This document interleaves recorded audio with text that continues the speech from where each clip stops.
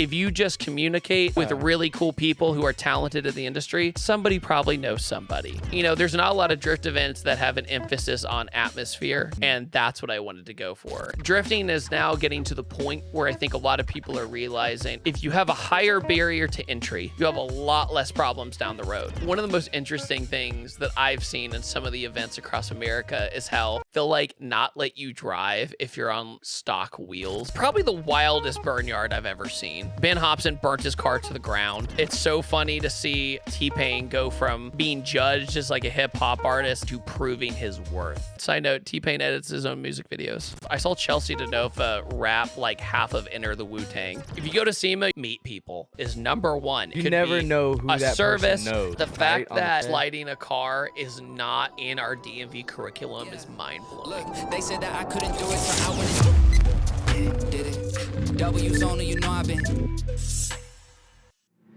Welcome back to the #1 Drift Podcast on YouTube. I am Dawson, and we have today back David Patterson from ThatDudeInBlue. Dun dun dun. I know. That awesome. Makes me sound like actually mean, and I hate being mean. So, nah, yeah, it's like one of the most humble, anyways. Thanks, dude. In blue.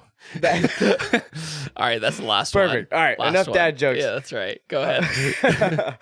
All right, before we get into it, of course, hit the subscribe button. So look below the video. If that button is still red, go ahead and click it and hit that bell notification while you're at it so you're always updated with every episode. But don't forget, if you want to be the highlight of the outro, if you've seen it, do a little iPhone, put your reel there. Make a reel of your car, tag me in it, and the one with the most likes at the end of the week will be Spotlights. But that's actually all I got for the intro. So I'll hand it off to you and let you give your second introduction to the podcast. Sure. I just thought, it was just awesome seeing you there. And at the same time, just seeing the progress of your podcast, one, has been awesome. Thank you. Two, I thought it would be a good thing to kind of give a perspective on. This wasn't my first event, but it might as well have been. Yeah. From how much preparation was involved. And it was just so extraordinary. And I also just wanted to come on here to thank everybody who came, because we had drifters from all over the country, not just the East Coast. Dude. Shout out to Ty, who drove from Toronto, Canada. In the MX-3, the mid-engine MX-3. Yeah. So if you guys aren't aware, I actually just reviewed it video. I'm plugging myself. But just reviewed it in exchange for him to come down. Mazda MX-3 uses the engine from the Ford Probe. The V6. And it's the same engine that was in the Mazda MX-6 that most people don't remember. But the Probe and the MX-6 were the same car. It was supposed to be the new Mustang, which is hilarious. And this is some myth or legend, but according to some people I know at Ford, it's true. Like 50,000 handwritten letters came into Ford going, "Don't you dare make that the Mustang." Because it was front wheel drive, V6. They're trying to capitalize on the compact market at the time, because the Japanese were really starting to take over. And they're like, okay, fine. So they changed the name to the Probe. But there's a huge cult following with that platform I had no idea about. And because I had somebody come down and let me review a Ford Probe, and out of the 20 cars I filmed that week, it got the most views. What? For background, going into Ty's video. And so when I went into Ty's video, I had no idea what to expect, but it pushed over, I think he said it was 38 pounds of boost. Holy shit. Yeah, dude. And it was like a light switch. So you'd get on it and count to 2. And then all of it. Nothing, dude, 38 pounds or whatever it was. Yeah. It made 550 wheel with just one engine. So people might recognize it because it was on Hoonigan at one point and had 2 engines in it. Yeah, so he had one in the front and one in the back. I do remember That's that Ty. now. Yeah, he drove all the way there for that. God. For daily transmission back then. Throw a clip of that in there. Yeah, there you go.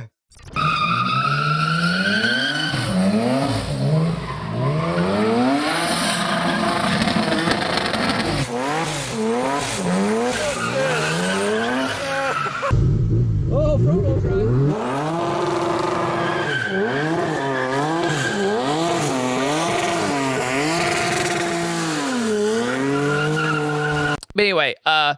but that just, I'm getting sidetracked already. But the point of the matter is people came from everywhere.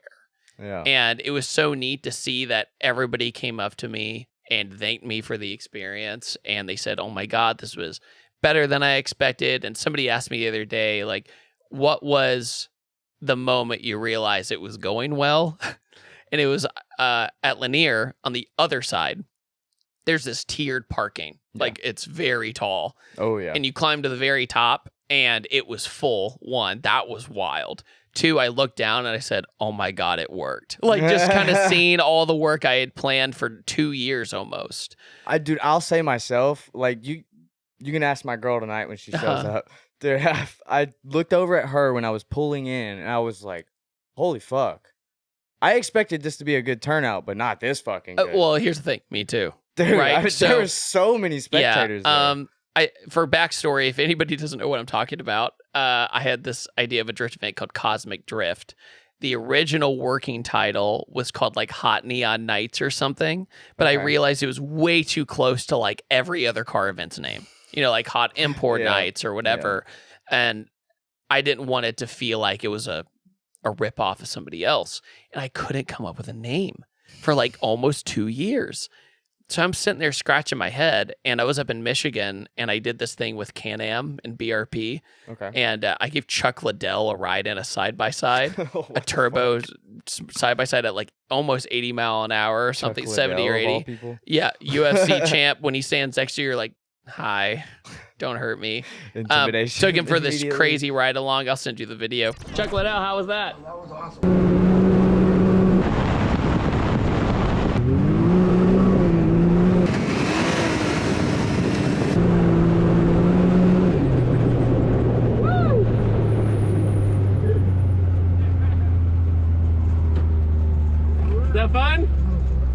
Fun? Well, we had nothing to do one night, and we go to this old bowling alley in Michigan, and it had all the old school Cosmic bowling stuff in it. No way. And so you remember the bowling balls that had the logo on it that said Cosmic Bowling on it? I was like, that's it. Because most people in our generation have been Cosmic Bowling at least once. That makes more sense with all the 90s graphics. Exactly. And stuff like and that. so because when I would pitch the idea to people, they couldn't quite get it. Yeah. I'm like, okay, you're like infusing dance festival culture with a 90s / early 2000 aesthetic with drifting, right? Because what people couldn't grasp was kind of the dance side of things, because I come from that culture, and a lot of people don't know that, but I've been a sober raver for like 10 plus years, right? So my girl's really big into EDM stuff. Yeah, I've never personally been to an EDM show. Oh man, I'll take you. But, I'll take you. We need to go. But... Yeah. So just to give you backstory, in middle school, I was the weird kid for listening to that electronic music. You know, I'm a big metal guy. Right. I love metal. But here's the thing: is what's so funny about the metal scene and the dance scene is that there's one thing in common: is that headbanging, but also you'll be taken care of. That's what's so funny. It's like the metal scene, you'll get go in the mosh pit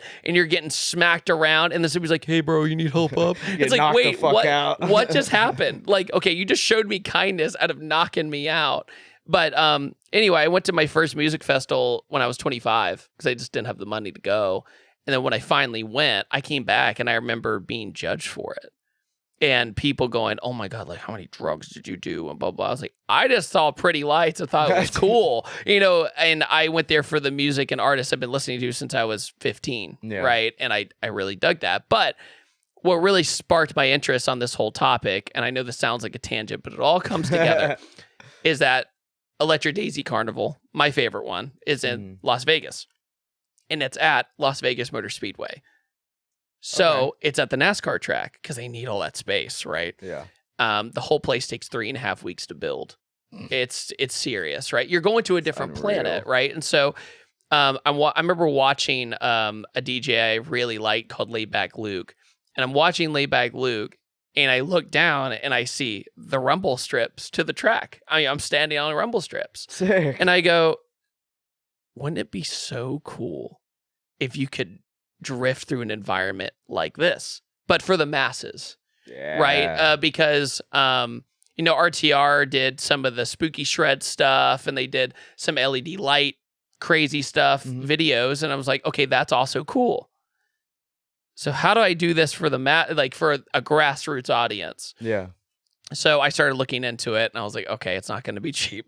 Oh, no. Finding a sponsor to do the oval light was a huge struggle. So to give perspective to everybody watching, Linear Raceway on Caffeine Octane Linear Raceway, shout out to them because they supported me, on Google Maps does not look big. Oh, no, at it looks all. tiny. It looks tiny. The shit you not, it is massive. It's absolutely massive. It's 3/8 of a mile. So when you call up a company for LED to line the entire track, it's 2,300 feet of rope light, like the good stuff, like rope light LED that's waterproof. Yeah, because you got to be able to see it from way up. So you're spending, if you didn't have a sponsor, you're talking probably 10, 15 grand. Yeah, so a company that's a company called Mega Racer helped me. They do mostly like headlight stuff and car accessories. Wow. So they didn't even do a lot of LED stuff yet, but they were doing R&D to do like underglow and stuff. So they're like, oh, perfect opportunity. Gotcha. And the reason I knew about it was because this sequence of events is crazy. So I am so stuck on this LED. Like, how am I going to get this lighting to create this atmosphere? Mm. And the rest of it, I'm like, I'll do it out of pocket. Like, I'll eat it. I will invest 2 clapped out 350Zs into this event, right? And I'll just make it happen. Yeah. But the oval light was haunting me because I knew without it, it wouldn't be quite the same, right? To have that overhead atmosphere. So I get invited to go to racing school for primal racing at Atlanta Motorsports Park. To give you perspective, it's radical SR1s, open cockpit, Hayabusa powered, 11,000 RPM, shit. No ABS, no traction control, downforce car. So it breaks a lot of the street car rules to where when you turn in, so typically if you're like a Miata on track, you use something called the string theory, which is where your foot pedal and your steering wheel, you have an imaginary string attached to it. Okay, yeah. Right? So as you exit a corner, you're squeezing the throttle, which is pulling the steering wheel, right? The radical, you still use string theory, but on a much less basis. So you can be at like almost 9 or 10 o'clock and be flooring it, right? So it really messes with your brain. And at Atlanta Motorsports Park, or AMP, there's a carousel at the very end that it's just this corner that just keeps on going. And in the radical, you're about 10, 11 o'clock and you're flooring it the whole time. And if you don't floor it, you actually put yourself in more danger because you're not letting the downforce do its job. So as you're turning in, you're flooring it and you end up exiting the corner at almost 125 mile an hour. So you're just you just trust the car, right? You're just like, I hope it does it. Nope. Yep. So when people say drifting's dangerous, not even close to like road course racing. Yeah. That might stir some feathers, but I'm telling you, you'll be fine. It's wild. Anyway, the reason I'm giving you all this context is that I was about to say, wait, how does that correlate? This is why. Lights. So I go to racing school. I get my advanced wheel-to-wheel license, which means if I go to a track day, I can go to an event that makes me battle for position rather than pointing people by. Does that make sense? Yeah. So if you go to a normal track day, a lot of times you'll just be like, hey, you're faster than me or whatever. Now I can battle people in a series if I want. Okay. So they see that I did fairly well and they wanted some exposure. So they buy me a seat in a race in the radical. The hell? So I go back to AMP. And I'm going against a lot of people who are very experienced in these cars. And my other friend from Gears and Gasoline, Ben, is also there. Ben has more wheel-to-wheel experience, but I have more radical experience. Okay. So it was a perfect matchup. But for my first race ever, and I mean this in not the most arrogant way ever, I won. So I won. Fuck yes. I felt great. Everything was good. But then, this is where it all wraps around. One of my coaches goes, hey, you did great, but let's go get dinner so I can tell you everything you did wrong. Yeah. Said, great. So said every coach ever. Right. So I go to dinner and we talk about the race. We watch some of the live stream. He goes, you did this right, this wrong, this wrong, and this wrong. And so he puts the phone away and he goes, so like, what else are you up to? I go, I got this event. I can't figure it out. I'm stressed about it. I can't get the LED strip. He goes, I know someone. Oh, so he knew that he that. coached the owners of my title sponsor. Oh, so the stars just aligned, dude. Right. So perfect. I know it's a long-winded story, but it's crazy if you just communicate with really cool people who are talented in the industry. Somebody probably knows somebody, right? And just be open about it. And then I had a meeting with them, and they liked the idea of it. So the Mega Racer ended up providing the oval light and all our clipping points. You might have saw those too. Yeah. So what we had for clipping points were those, I call them the trendy Twitch stream lights that people put in the corner, like the big tube lights that are RGB. Kind of like that, but like really bright. And that's the cheap Walmart. Yeah. So, but they had like 30 different settings on them. And so when people stop drifting, we set them to red and white flashing. Like, this is where you stop. Yeah. That's smart. And one night I was with some friends and they're putting a battery box in their drift car because, you got to have one. And I'm sitting there looking at my poor Google search history, dude. It's like LED RGB everything. And finally I start digging and I find these inflatable arches. And they have RGB lights through them. I'm like, how cool would it be to drift under one of those things? Yeah. And it's so expensive. So I look at it and my friends, I go to every person individually, go, how cool are these? Would this make the event better? It's a risk, but would it make it better? They go, absolutely. I go, God dang it. So I remember literally I'm sitting Indian style on asphalt, hanging out with my friends, just like, in a dirty shop, you know what I mean? That kind of vibe. And I literally closed my eyes and hit order because I didn't want to look at it. So that was that was the second most expensive thing of the entire event with those archways, but it worked out because it added so much atmosphere. We originally were going to have people actually flick under them. And then we realized that a big Country Lab wing or something would slice that thing open. Yeah, I think it's smart that you did it. It is because you still get the kind of tunnel coolness out of it. And then the other thing too, the last thing I'll touch about Cosmic is my main special sauce of the event is that Lanier has this carport. I was about to bring that up myself. Right. So it has this carport. So if you've never been there, the way we stage drifting there is you have two lines. Typically, if it's not a busy night, we have a single car lane. So like think of it a roller coaster. Like you have a single rider lane. Yeah. And then you have a tandem lane. And then they give 3 fingers, 4 fingers, how many cars. The usual. But I always was like, okay, on a busy night at Lanier, how can we make this part not boring? See, that's why I wanted to bring it up because I love that. You found a way to make the drivers more comfortable sitting in line, which is the worst fucking It's the part worst. Of a drift event. It's the worst because if you go back to drag racing too, have you ever been drag racing? Not personally. I've been to drag races. Okay, so you understand it, but I'll give you an example. So say you're driving a manual car and you go drag racing and you wait in line for like 30 minutes to an hour for your turn.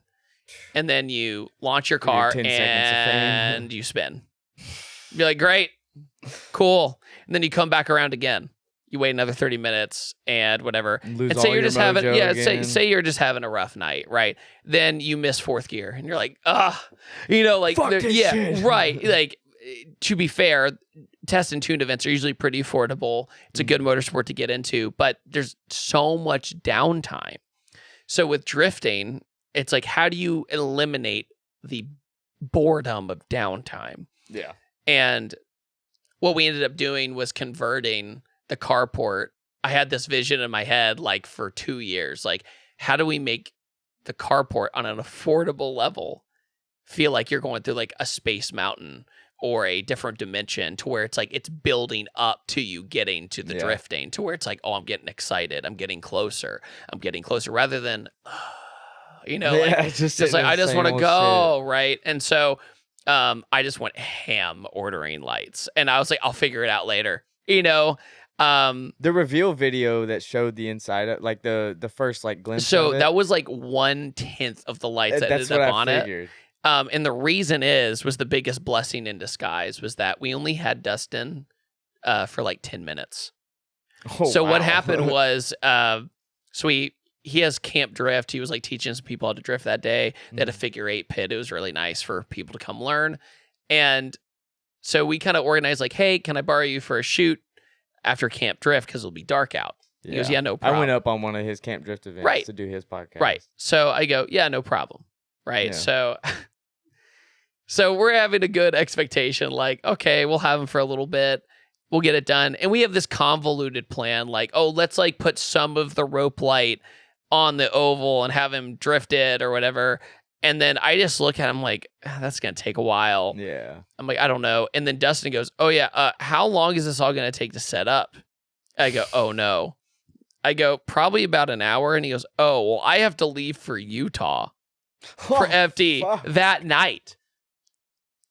So I look at my friend Hunter, shout out to Mackay Media. He's a videographer who's very talented. Yeah. And I go, Hunter, we're in a situation. So I have an idea. I don't know if it's going to work, but let's just try it. Yeah. And so we only had the curtain lights on each side. We only had the black tarps, which were just to make it blacked out. We knew it wasn't pretty, but just to make it work. And we just like BS this whole thing. Like we put some black lights. We only did like half of the carport for the commercial, and because we just didn't have time. Yeah. So then I have a fog machine. Fog machine breaks. I'm like, oh my god, because the whole idea was this was the idea. Okay, this is YouTube. We got 10 minutes right to do this ad, and or promo video. That's probably a better term. We have Dustin pull up. I give him a call, like, hey, you're late. Where have you been? And then what we did is we took my studio RGB lights and put them right in his face. So you can't really tell, but right behind the camera is all of us shining these rainbow lights in his face to make him go. I could tell, but that's just I know how lighting just to works. Get we realized that the night of the actual event was going to look way cooler, right? So we're like, let's just get people to understand what they're going to see is going to be really cool. Yeah. So then I go up to my friend Austin, the guy with the battery box. I go, so I need you right now. He goes, what do you need me? I go, I need you to do a big fat burnout because my fog machine's broken. He goes, I thought, no way. So I go, please. And he goes, well, okay. And he goes right in front of the carport, and the first one's not that great. That's a reel, dude. Going back and forth. Yeah. That's perfect. So basically, the first take is not that great. Dustin's tires are not really biting and getting that nice smoky burnout. Yeah. And every ounce of me doesn't want to ask Dustin again out of courtesy because I know he has to get on the road. But I go, Dustin, I know it sucks, but can you do one more? And I will never ask anything of you ever again. He goes, all right. But it worked out because the second take was way better. And we just got it in Austin's burnout. We ended up having to hold his car down because he did it. He sent it so hard. And I got a rock that flicked up and sliced my face open right here. Oh. Like nothing dramatic, just like a cut. That's crazy. And I was like, for the art, like for the art. Kodak curves, baby. Yeah. And so Austin gets out of the way and I sprint to just go right now. And I'll try to send you some of the behind the scenes footage. Yes, please. That'd be hilarious. And he does a much better burnout, gets that signature Jay-Z scream, and he goes out into the smoke, and it's like perfect. Yep. So nailed it. Yeah. So I go, that was a blessing in disguise, right? Since we only had him for 10 minutes, we had to get creative. Mm-hmm. And there's a famous kind of line in the movie industry when I was at film school was the less budget and time you have, the more creative you have to be. Right. And that's why you see, like, I know this is a crazy example, like Spider-Man 3 with Tobey Maguire. Most people think that's the worst one. It was the most expensive one. It was $500 million to make that movie. And everyone's like, why? You know what I mean? When the first two were obviously better movies. Yeah. And so it just shows that when you have too much of a budget, you might overly go ambitious and overdo it. Overkill it. And so with Dustin, he texts me, and I edited that promo for about 4 hours straight. Because I had to, and that's without animating the Cosmic Drift thing, right? And I had two people behind me. I had Austin, who did the burnout, and my friend James Wood there supporting me. Yeah. And I was editing to the late night, like midnight to 1 a.m. And I would replay it over and over and over again for them. And they'd be like, change that thing. Because cool, I had a drifter's perspective. Yeah. You know, and I went through probably 20 different songs. I went through, so much to get that 30-second clip just right. That's what we do, though. That's like, you have to. And that's the reason you guys like it. And the other thing about Cosmic Drift was I was really, really fighting to have some kind of concert visuals there on screens. Been cool, yeah. And we did it. And yeah, so you probably I must not have noticed it. So in the pit, there's a big fat LED screen. Yeah. And then on the right side, it's so funny that so many people miss this. There was a 40-foot drive-in inflatable movie screen playing DJ concert visuals on it. I'll show you photos of it. What the? Yeah. So, but for reference, all but 2, I animated myself, and it took me days. Right. And you told me at the event the animations was like 10 hours. Yeah. So I had a loop that was 10 hours long. The file was 55 gigs big. What, 1080? 4K. Oh. Yeah. So it wasn't so That's bad. Smaller than I expected. Yeah. Me too. But I think it's just because it wasn't like a lot of processing power. It's just long. Yeah. Just a bunch of I just went into Adobe After Effects and watched every tutorial imaginable, and got her done. But, there's not a lot of drift events that have an emphasis on atmosphere. And that's what I wanted to go for. And, I wanted people to come back with, it sounds really cheesy, and I said it in my driver's meeting, but I wanted people to come back with a memory and not just a driving experience. I don't know what I mean? Cheesy. Like, that's because what sets it apart. Yeah, because it's one of those things where, okay, great. We got the proof of concept. We did it, and the cool thing is I did it almost all out of pocket. I didn't hire a company. I didn't hire anybody to do the lighting. Now I can actually pitch it to somebody and say, look at this. Yeah. How do we do this better? How do we do this? Oh yeah. And by the way, we're doing it next year. So, sick. Yeah. That was going to be one of my questions. So. Yeah. We're doing it next year. I'm going to try to go for the same date because it's right in that sweet spot of you got Halloween going on. And then it's right before SEMA, so some people can make it. Yeah. I might experiment by maybe going a week before or after. But also it gets dark soon enough.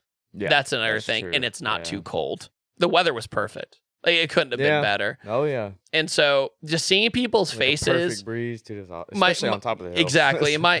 And also, like, T-Pain was so kind to come out because what happened was, he said he was going to come to my event with Nappy Boy, Automotive, for months. He said, I'm going to be there. And I said, that's awesome, man. That's amazing. Because he's gotten so much better. Like, it is exponentially better. He's always been pretty naturally talented. Like, a lot of people don't realize that Payne has been a car guy before he was famous. Like, that's the issue. That's what I didn't realize. Yeah, I didn't big know that time. Like, Nopi Nationals, like, old school car meets. Like, he still has his first modified car. It's a Honda Accord. Yeah, from, like, the early 2000s. So, not to, like, branch off, no, but, it's like, fine. How did that relationship come about between you and Payne? So, I'm sure many people are aware of the whole shop situation that Payne went through. I went through the same thing. So that's what it was. So we basically... common ground. Yeah, like, not to get too into it, but in a nutshell, we met due to that shop making a video with us. And so, we taught him his first figure eights. We taught him his first donuts, stuff like that. And then I never saw him again, for a long time. Yeah. And it wasn't until... It wasn't anything personal. It wasn't until the fallout on his whole TikTok rant that I reached back out to him. And I said, hey, man, like, you're not alone. Yeah. This stuff happened to a lot of people. And then he freaking put my text message in his rant. And I'm like, Payne, no! Watch it! Hold on. Yeah, and I'm trying to be cordial, right? Yeah. And so, but no, after that, it was like, okay, I got to do what I got to do. But what was really cool was he ended up starting to come back to linear more because he finally went, shout out to Rob at Auto Extremes. He's known Payne for like years, like decades, I think. Everything good with audio? Yeah. Okay. I was just seeing the time. Yeah, he's known Payne forever. And so he's been supporting Nappy Boy Automotive and Payne, so basically encouraging him to come out to the grassroots events all the time. And so it really turned the tide when he got the Mustang.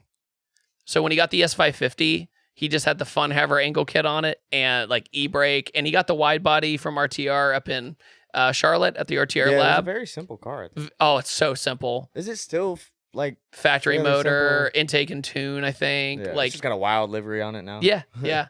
Like Ben Hobson's car. No, it's very, like, the setup, I would argue, like, Ben and his is pretty close. Ben just doesn't have the wide body and stuff. I've driven Ben's S550, shout out to Ben, but I haven't driven Payne's, but when I've ridden with Payne, I'm like, dude, those cars are just they just work, great. right? They just work. And he also has a BMW. I'm not a Mustang guy. I hate saying that, but they work, dude. Well, I mean, like, nobody ever wants to listen to me about my white car sitting outside. No one. You know, it's a bone stock engine, never been opened, trans stock, drivetrain stock, everything stock, suspension except Fortunato. That's it. And it makes 750 to the tire with 93 octane. And I drive it every single day. That's insane. But that's what I mean. It's like, so I always try to encourage people, if they really struggle with the whole Mustang thing, I go, focus on the motor. Focus on that. Focus that first, because Coyotes are doing 6 seconds on stock blocks. You know what I mean? Like, it's crazy. Not internally, but just on the block. You know, and so it's bananas. They're really reliable engines. If you just take care of them, they're going to go forever, pretty much. Yeah, and they're relatively cheap. Yes, and that's what surprisingly. I mean. So we've talked about this before. Drifting is now getting to the point where I think a lot of people are realizing, and I'm not speaking for the entire drift community, I want to be absolutely clear. Yeah. If you have a higher barrier to entry and you save a little bit more money, you have a lot less problems down the road. So if you save up for an S550 off Copart, you know, or you go get a C5 or C6 Corvette, or you get a E46 M3 that's in good shape. Yeah. Not clapped out shape. Yeah. Just do minimal things. Don't be like me and do these complicated builds. I've learned my lesson, right? I have learned that simple is better, especially That's in drifting. why everyone says the KISS method when I ask them, what's your best piece of advice? Yeah. Because it's keep it fucking simple. Yeah, stupid. no, literally. Like, just stop overcomplicating your first build. The point is seat time, go get it as with as basic of a setup as you can deal with. Like, sorry, Joey. My friend Joey, who works at the track, amazing guy, kept Cosmic Drift together on such a high level. I talked to him a little bit. Joey's great. Comes from the Louisiana drift scene. And he goes, I just need to drive. I go, don't do it. And he goes, I found this BMW. I go, don't do it. And he goes, it was $500. I go, don't do it. Bad idea. Yeah, and no, he gets it, and it breaks in like the first day, right? And it's not like a small break. It's let's fix everything. You know, people don't realize when they buy a shell like that, you got to think of the nickel and dime. You have to think of ball joints, suspension, bushings, because all of that is stuff you go, oh, if the motor's good, it's fine. Well, then it's not going to be enjoyable to drive if it's not solid. Yeah. Right? Because you might be able to slide it around a little bit. That's exactly what I did. But it's a ticking time bomb. Yeah. You know, you go, oh, well, I have to do valve cover gaskets on the S54 or whatever. You know, you just have to go and go and go. Yeah. And you're always managing that. Meanwhile, Payne drives his Mustang because it just works, right? Because the E46 is a trials and tribulations thing. He had too tall of gearing in it, so it wasn't that fun to drive. So at Lanier on the far bank, it was terrifying. You would have to enter at like 60 or 70 to get it to do it, right? And also the bushings were bad, so it would pop out of gear halfway through a drift. So he got the shorter rear gearing. That fixed the problem. But if you have to think of somebody who's on a super tight budget, they can't just go buy. Yeah, they can't do any of that. Yeah, stuff. You're going to be stuck with what you got. And I did that with my Z. Was only $600 when I got it. But like that's wild now. Dude, yeah, good luck finding something like that. But like $600, blown motor. So like I knew going into it, I had to do a little bit of work, but I had a buddy that was like helping me do everything. Sure. But I still didn't process the little nickel and the $100 you to death type deals. where you'll spend more money. Replace the front main, replace the rear main, like stupid little gaskets and stuff that just add gaskets up. will murder you. Oh, it'll murder you. Like my dude. JZs, right? Yeah. My first JZ, who knows what happened to that poor thing? You know, because when you buy an engine from Japan and you have no idea. Yeah. You know, the gaskets are leaking, the rear main is done. And then especially if you're a moron and had no wrenching experience, guess what? You're going to do those wrong your first time. Almost always. Oh, yes. Almost always. You're going to have them squeeze out a little bit, or you're going to have some leaks. And then you're going to want to say it'll be fine. And then that's when things get worse. Right. And I think a lot of people in the drift scene and just motorsports in general, they'll be like, it'll be fine until it's not, you know? And so I had a really good rule that somebody told me who's a tech I really respect. Don't bolt check because you'll find something for wrong real. or some shit like that. Yeah, or you're like, I have missing bolts in my hand, or you know, or I have extra bolts in my hand. What happened? Now I will say most of the time you don't need those fucking bolts, but yeah, you know, I agree. But there's a mechanic I really respect named Alan. He's helped me through thick and thin over the past 7 years, and he goes, whatever you think you're doing, add 30 minutes to it, because that'll usually will make an hour. But I mean, even if it's like, I don't know, like take a water bottle, right? It could be the difference between a leak is twisting it just that extra notch, right? Just enough. Like it's just a little bit more time and care into something. And that's what I'm sitting in with putting some extra sensors on the Z. Dude, I was calling my tuner, Jay Glasgow. Are you still in that same ECU? No, it's on a link now. Oh, good. I got the link in there. I'm throwing God. some extra sensors in there just because, like, I got stuck on the while you're there. Sorry. But, like, dude, I hate wiring with a passion. I mean, I sat there and bitched for, like, 30 minutes to him last night because it's like, I hate how many fucking rules come with wiring. I hate the stupid shit. The colors don't match up. I don't know what this means. But, like, dude, I just hate it. I hate it so much. And I'm sitting there trying to, like, give me terms, like, for dummies. Just do it. I know, like, I know what you're talking about, but I need you to just do that so I can map it out in my head. And I have, like, each wire's labeled with tape in there before I go to wire it in. And I'm standing there looking at the prongs to do the connector. And I'm like, I'm so nervous to do this. This is so simple, but I hate it. I just hate it. Wiring also just physically looks intimidating. Yes. I don't know what it is, but there's something about colored wires. You know what it is? Maybe it's all the action movies we watched growing up. They're like, not the green wire, not that one. Don't cut that Don't wire. cut that one. Blow. Meanwhile, your buddy who's super into wiring is like, snip. Yeah, I was cutting everything. My friend Matt Hall. My friend Matt Hall is a godsend. He is he's in my phone as wiring sensei. That, like, he's so good with it. He in my drift coupe, that series is coming out soon, by the way. Finally. Yeah, I'm waiting for that one.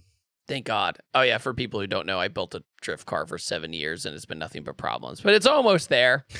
I drove it my first time. I shook it down at my event, which is the stupidest thing you could do. But yeah, the power steering didn't work, so that was scary. Yeah, it's some tire issues. Oh yeah, there's a whole bunch of stuff. But anyway, point of the matter is he built that entire harness by hand. Yeah. You know, and some people just got it. Dude, that's why I spent a shitload of money on my wiring specialties harness. Speaking of, if you want 5% off, link in the description. They're good people. Dude, I've used them a lot. Fantastic products. Yeah, my GZ harness is wiring specialties. Yeah.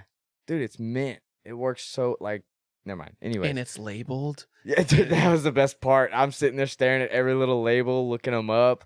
I'm like, oh, that just goes there. That goes there. That goes there. Perfect. Side note, you know what's really funny is recently, this is an observation from one of the podcasts you just put out recently, was I think you had Luke on. Yeah. And by the way, I've never personally met Luke Fink, but he seems like a super nice guy. Dude, he's awesome. And funny as hell. When he did the whole banging doors comment about the tire nicking thing, dude, I was at Cosmic Drift and I've heard so many people going, I'm gonna do what he said. You know, instead of like, yo, let's like slam doors, dude. It's like you got your motherfuckers. No, it's literally like he gave credibility to like not being an idiot. You know, like dude, it's that so. Was the point. That's why I wanted to make that interesting. one. Yeah, because you know, one of my least favorite things in the drift community is when somebody slams into somebody else's car but almost on purpose. You know what I mean? Yeah. Like, they're like, oh, you got to get mirrors. Ugh. Yeah. And they're like, it's just drifting, bro. They're coming. Like, It's do you know starting to how come out rare of an the turn. S13 door is now? You know what I mean? Like, you can't just buff that out, you know? Hell no. It's just so much work. And then you got to get it repainted. Then you got to do all the things. If you want your car to look nice, which most people want their car to look pretty nice. If you want good media, you want your car to look nice. Yeah. And I mean, one of the most interesting things that I've seen in some of the events across America is how they'll like not let you drive if you're on like stock wheels or something. That's dumb. I'm just going to say it. Like, Wait, that's just hold on. stupid. Who does that? I'm not going to say it, but no, several people, they'll be like, you have to park in the back if you're on stock wheels. What state is that in? Oh, it's I won't ask what company. East Coast. But, East Coast? Oh, so it's over here. Oh, Jesus. And West Coast. And West Coast. I would expect that out of West Coast. Oh, yeah, me too. But, you know, I went to an event recently. No offense, but. No, I went to an event recently. They were like, yeah, we don't let. Okay, I understand not having missile cars anymore. That I completely get because it ruins it for everybody. Yeah. Like blowing up motors. Like, I don't care. Yeah. But when it comes Soaking to the track appearance down. and people are just trying to have fun, that's just silly to me. And if their car is in good working order, come on. Yeah. You know? But anyway, yeah, that stuff is just weird to me. Because drifting, you know, everyone kind of argues that it's like, oh, it's like such a great community and all this stuff. And usually it is, because nothing will warm your heart more than somebody snapping an axle and going, I got you, bro. I got one. Yeah, go you grab it out know, of my trailer. I'll go grab one. Just pay, you know, PayPal me or whatever. Yeah. And it's all good. You know, or I'll come rescue you somewhere. Like last night, there was a stranded S13 at a Quick Trip. And and every ounce of me was like, I gotta go check on them. Like, yeah, like I couldn't even hold it in. I was like, not my brothers, you know? and so I pull up. That's awesome. I'm like, hey, are you guys okay? Blah, blah, blah. And they're like, oh, it's just some overheating stuff. I'm like, oh, typical 240 stuff. And they just bought it like 3 days ago. Oh, And I was like, hey, I go, did you at least know you're getting into this life? Yeah. You know? And he just gave me the nod, like, mm-hmm. Sadly, yes. I Mhm. signed up. Yeah. I mean, no, it's so interesting how like every car subculture has their thing. Yeah. You know, like drag racing, it's a lot of like grudge racing and like talking smack and stuff like that. Drifting will have like the pit drama, you know, like the different villages, you know. But that scene from fucking Denofa will forever be.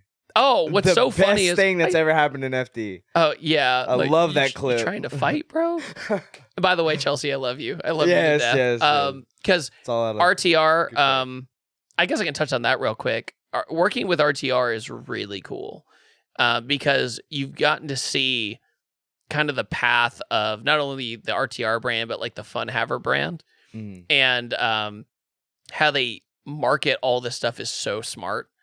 And how I want to meet Vaughn so bad. Have you never met Vaughn? Not in person, no. Really? I've talked to him through DMs. Like, okay. I messaged him about, like, I was like, dude, whenever you come you want to announce it, hit me up. Let's announce it on the podcast. Okay, so doing my little pitch, but so Vaughn, I want to pick his brain. So Vaughn, I met officially in 2014 as a fan. Nice. Right. So I was waiting in line and like, you know, yeah, I take a picture. And ironically, guess who I met the same day? Ryan Turek. The exact same. So they were doing a meet and greet together at the 50th anniversary of the Mustang.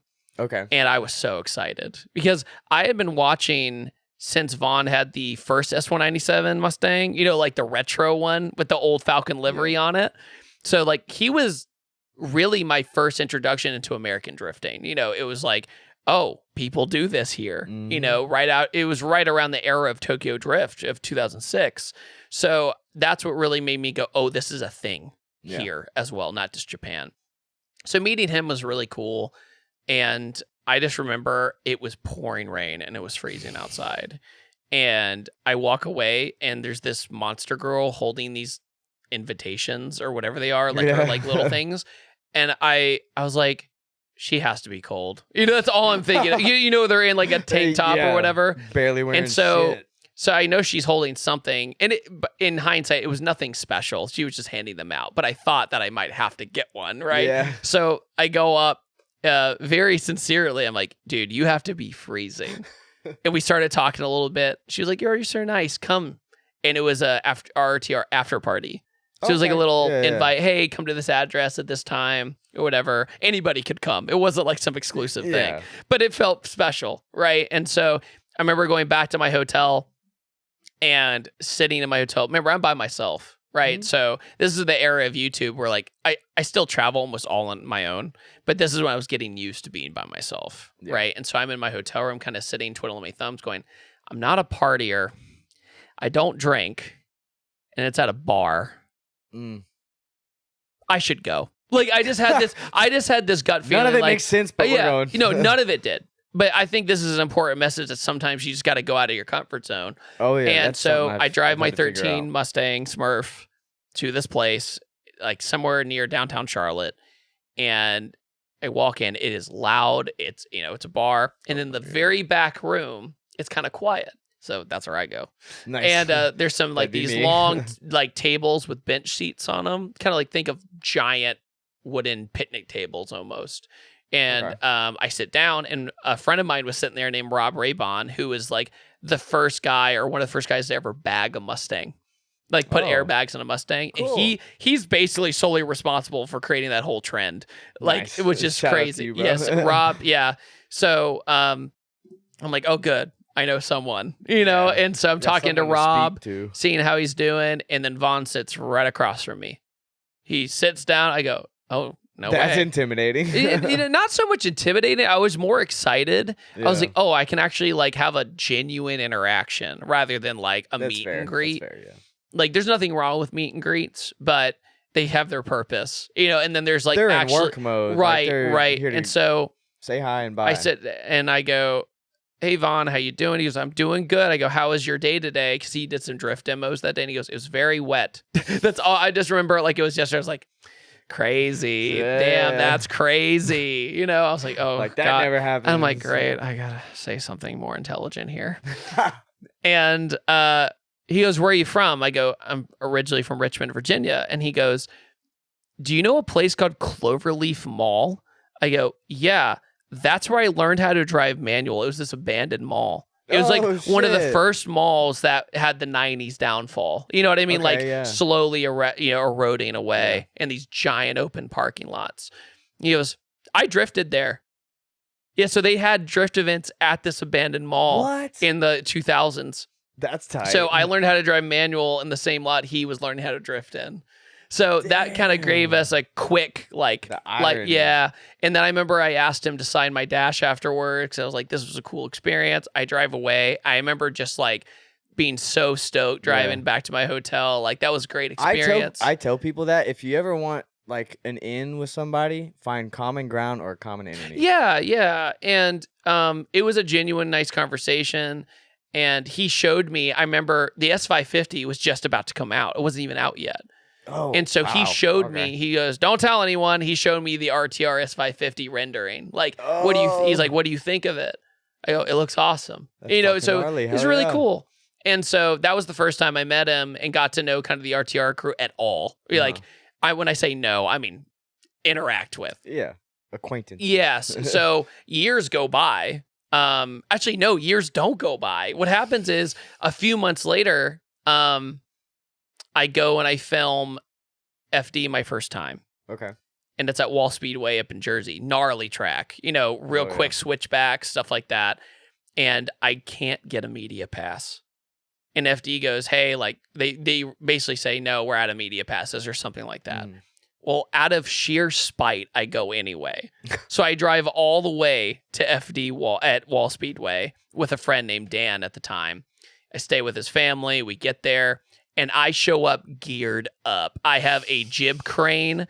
I have a slider dolly. I have all this stuff. So I'm like, I'm going to make the most fire FD video of this year, and there's nothing they can do to stop me. So I had no access to the inner part of the oval, right?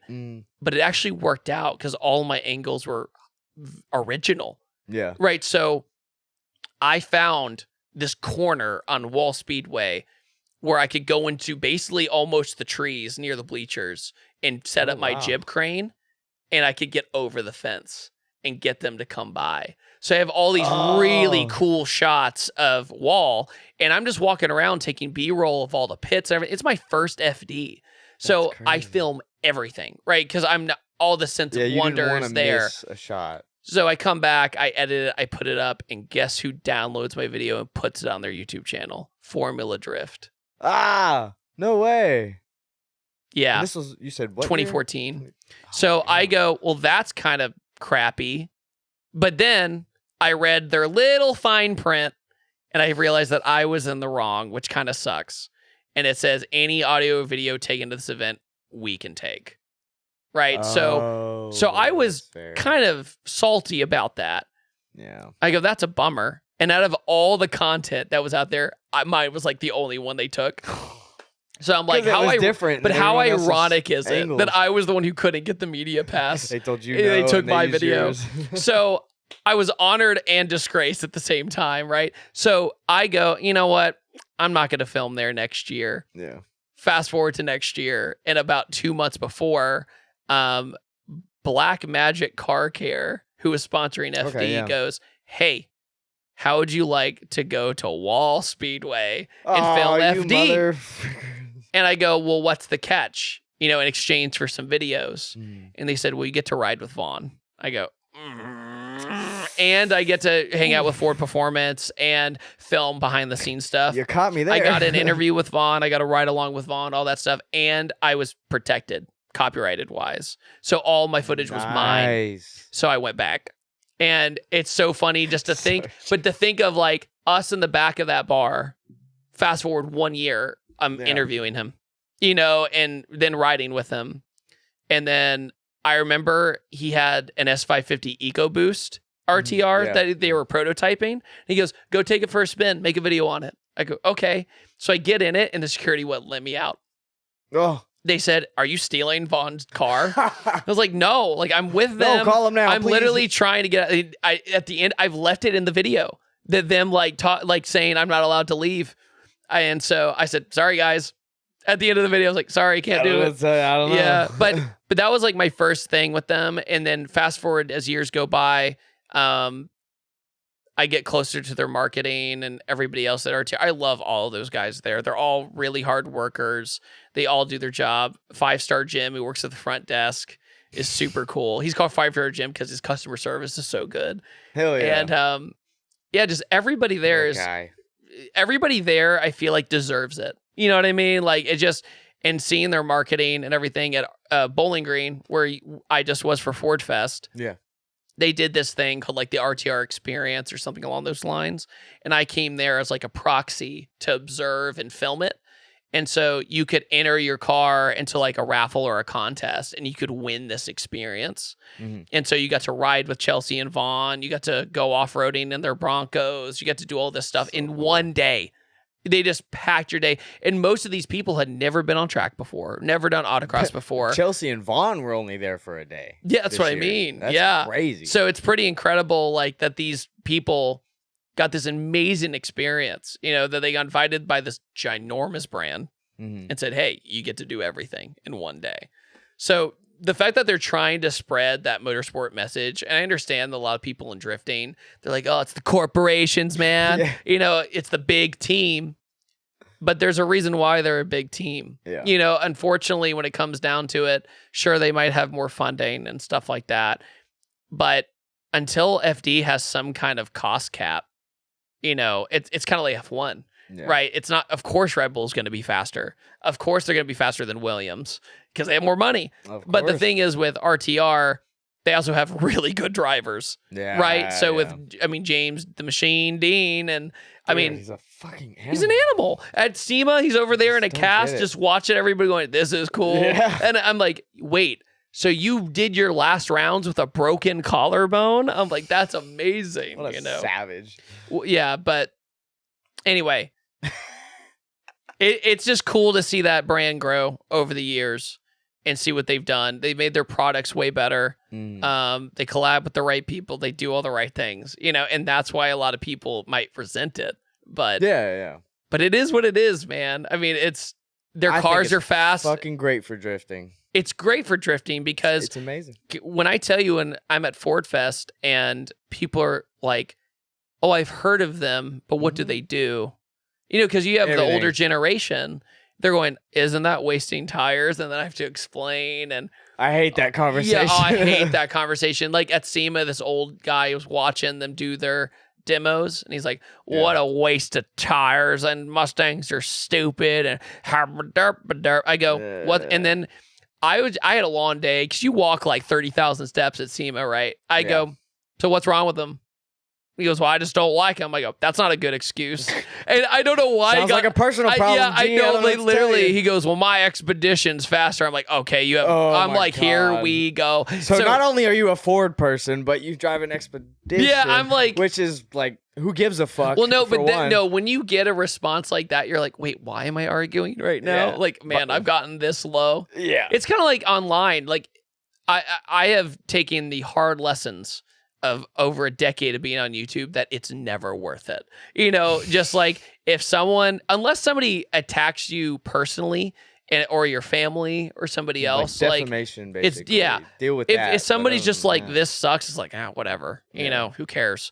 But if someone says something, you know, it's funny. I actually end up defending my friends more than me. Yeah. Because I asked for it. You know, being online, you ask for it. You need to understand that you asked for it. And understand that people just love being mean sometimes. Yep. And that's okay. Yeah. Some people are just cunts. What? No. The echo. Well, let's jump into SEMA a little bit, because I want to ask about that. So how was SEMA this year, first off? Just like compared to the previous SEMA years? was good. I would say it was interesting because, not to get too much into it, but like with Ken gone, like Ken Block gone, that was an interesting vibe. And, you know, they had his stuff on display, and it was, I bet that was rough. It was rough. Like, and I mean that in an honorary way, not in a demeaning way. And so, you know, they had the Hoonicorn there, and they had that. So in the Hoonigan burn pit, you know, which was wild this year, probably the wildest burn yard I've ever seen. Ben Hobson burnt his car to the ground. Like, because he just doesn't care. Meanwhile, I'm like, oh, that one fender costs, you know, that's all I'm thinking about. He was literally doing burnouts with his wheel on fire. Like, there's people literally burning their cars down on purpose. Like, it was weird. Like, because something happens to people when they go in that burn yard. Like, dude, it's almost just the like glitz and the glamour. That what I say, it's like the Roman mob. You know, like if a gladiator was like, I don't really want to hurt this guy, but I have to hurt this guy. Yeah. It's like, you know, like they're like, yeah, you know, the entire crowd is like, burn it to the ground, and they're like, okay, because you know, it was also Payne's first time doing the burn yard, and I told him like, I literally said, don't get carried away. It's so easy. You will. And you know what's funny? I've never been so proud of somebody going into a burnyard pit and properly drifting. Yeah, it wasn't, but it wasn't. The problem is doing the burnyard and drifting is so different in a lot of ways. Yeah. Because your whole purpose is to make the smoke and be dramatic, and T-Pain's doing these perfect lines, like grazing the wall. And everyone's like, whoa. And I'm like, he's doing it right. This is better. Yeah, this is what better. Are you talking about? Right. But, you know, it doesn't create that glitz and glamour as much. So the next day, I was like, what you need to do is do a big fat... spin out 30 times. I said, do a big fat grease... Because he was gripping up from how much rubber there was. Yeah. And it's weird how rubber on a racetrack can either be the greasiest thing in the world or the grippiest thing in the world. There's like no in between. Yeah. Depending on the track temp. With Payne, when he flicked out his first time, he gripped up and would start understeering. It wasn't his fault. It was just the surface. Yeah. So basically, the next day, I'm like, hey, just do a big, fat, nasty burnout first. That way you get your tires nice and greasy, and then you can just play around. You know, you can do your figure eights, you can do your donuts, you can do all that stuff, and it was way better, right? And then homeboy Hert goes out in his K-Series 240, and you always know something's going to happen, you know, because... Oh, yeah. Hert is hard on cars, and I love her. By the way, Hert, if you're watching, I love you to death, but man, I respect. I don't know how you can just be like, it's fine. Yes, you know, dude. Respect. But he comes around, and he's, what's funny about Payne is, like, with Hert and Payne, Hert forces him into submission, to like tandem, almost like, hey, we're doing this, whether you like it or not. And Payne's like, okay, I'll get it. Fine. Yeah, fine. And that's the push that Payne needs, though. But he's, I just want to say Payne's a brave man. He gets in front of thousands of people every day. And so Hert comes around and his car catches on fire. And they pop the hood. They make sure they're safe. But yeah, it was cool to see Hert in his new element with Nappy Boy. Dude, I think that's a killer move for him. It is. It definitely is. Because you have to remember, like, Hert was employee like number 4 at Hoonigan, and he just got a cool opportunity and he took it. Yeah. And when I heard about it, I was like, that's a perfect fit. It's an absolute perfect fit. So perfect. I mean, that's why I support them. It's because I like what they do for the community and they get more people into it. Yeah. And they have a reach that none of us drifters or anyone associated has. Yes. And that's you're gaining like the little average human being. Correct. And attracting them to drifting. Yeah, because it used to be called Nappy Boy drifting. Yeah. Like, they go, we're alienating. You're like, we need to get everybody into cars in it. And it was so smart. I mean, the guys at Nappy Boy, every single person at Nappy Boy is nice. Every single one. I love working with them. I love drifting with them on the weekends. It feels pure. Every time I go and talk to them at Lanier or your event or whatever, dude, they're awesome. They're so chill. They'll sit there and talk to you for as long as you want. Yep, exactly. They are integrated in the scene. Mm-hmm. That's the difference. They could be above the scene, but they're not. Yeah, no. They show up in a badass rig, but that's about the extent of it. But it's like, it's a badass rig, but it's small. Like, it's not a crazy dramatic rig like you would expect out of a T-Pain. Yeah. But it plays that fine line. Yeah, I can only say positive things. Yeah. And it's not because like he's T-Pain and he's Hert. I can only say positive things because they're just good people. Yeah, and it shows. They're fun to be around. It's so funny to see like T-Pain go from being judged as like a hip hop artist and like, why is he trying to get into drifting, to proving his worth. Yeah. And understanding he's good. Yeah. Like, he's naturally talented with it. Like, I just love the fact of celebrities, like actual celebrities getting into the sport. Fucking Nick Cannon. He was there. Nick Cannon. I was like, first of all, why is he even at SEMA? Dude, I know. Second of all, he's in a drift car. Yeah. He just apparated. Well, not driving, but rode along. He just apparated out of nowhere. Like, where did you show up? On. But no, it's really cool to see a lot of people get inspired by what Nappy Boy's doing right now and go, oh, I didn't know that was a thing. Yeah, it's going to grab other celebrities to do it. It's crazy to think that, like, Baby Got Brap increased their Instagram following by, like, 100K or something. Yeah. That's outrageous, like, in a few days. And it's a joke. The song is a joke. It's just a cool automotive song. And do you know how many people at Cosmic Drift were blasting that in the carport? Like, you would walk by and hear brum brum brum brum brum. Yeah, it was the entire event. And I had 4 people because I had a catered playlist at the event where I didn't want it to be played on shuffle. Like, I'm not even kidding. This is how meticulous I was. I timed it to where the vibe was to sundown. So, like, as the night went on, the music got more intense. So, like, it was that's smart, though. Dealerships play that little, it's a psychological thing. Like, depending on the seasons and, like, time of day, stuff like that, you play certain well, it's like musics. a DJ, right? Yeah, they're really trying cool to read the room. And I was playing it in my head like, okay, this sounds better for when it's during the day. It's more happy, it's more bright, it's more joyful. And then by the end of the night, you got Warehouse. Warehouse, the 160 BPM, like craziness. And people are just in the carport like, it's awesome. And I will say, I did wish you put little cutouts on the side of that carport. Yeah, so the issue was with that was... We're sorry we're bouncing all over the place, by the way. Whatever. I don't give a shit. This is great. I mean, well, it's all connected, right? Baby Got Brap to the carport because we did Cosmic Drift at the same time. Baby Got Brap was coming out. Yeah. It's all good. Whatever. they'll keep up. There's plenty to talk about. Yeah. Sorry. So, anyway, but the carport had two major factors. One was carbon monoxide, right? Which sounds like a no-brainer, but you don't think about it. So we rolled the tarps up some, but we realized next year, big fans. That's what we're gonna do. Yeah, that's fine. And there's so many lessons learned from the carport. Also, the speaker that we are going to put in there was a lot louder, and that we just couldn't figure out the wiring of it. So we had to go borrow just like a Bluetooth one. And so next year we're gonna have an actual sound system in the carport. Tight. Yeah, that was robbed for me, I think, in some ways, because I had this vision of people all listening to the same thing because you're united in that. Yeah, because you want to create that unity before you go out and do something cool. Yeah. So like, even if what I thought was super cool was like atmosphere can even shift people's musical taste, or they can shift people's environment. And so if you have like, I don't know, you're going through the carport and you're not a dance music person, but you have the person next to you in their big helmet with their bobblehead, bumping. Yeah, you're gonna feed off. You're of that. At least gonna nod a little bit. Like, okay, it's not so bad. You know, that's how you get that vibe. So, but it ended up working everywhere else.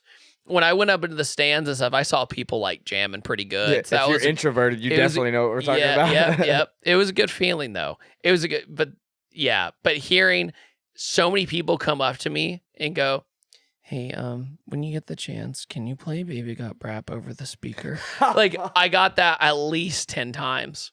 At least. But it shows just had it on a loop to play every 20 minutes or something. Over and over again. But no, it was cool to see that they're making an impact in such a different avenue, in the musical scene.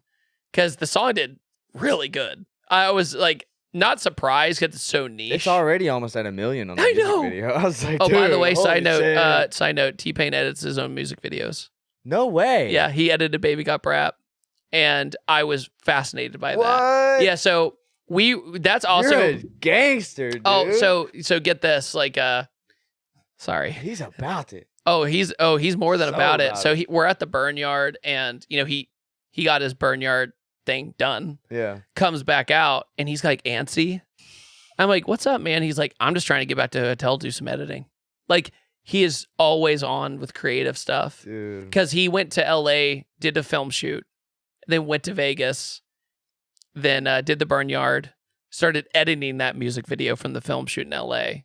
Then he got a residency at I can never pronounce the name, but it's the club that's at Resort World, the big hotel there. Okay. And he had to go do a film shoot promoting that. So what he did is they closed the street off, and he did some like skids and then parked in front of the club. Like, I got my residency, kind of thing, which is really cool. So he was always on it. Oh, also, side note, speaking of hanging out with T-Pain at night in Vegas, I saw Chelsea DeNofa rap like half of Enter the Wu-Tang on karaoke. What? And Payne's face is does like, anybody have a video of this? I do. Yeah. And by the way, I mean that as the most positive thing in the world. I thought it was the coolest thing in the world because I love that's something you never see out of 90s hip hop DeNofa. is my favorite. So when I heard him rap, I was like, there isn't. He goes up to the can't mic. Be real life. No, he goes up to the mic and goes, "So we doing this?" And I'm like, "Yo, what's about to go down?" Shout out to you. No, seriously, like, the more and more, like, it was just so cool. It was so cool because we were at this place called Area 15. Yeah. Have you been there before? I've heard of it. It's awesome. It was one of the coolest additions to Vegas they ever did. The entire place is blacklit and very atmospheric. Sick.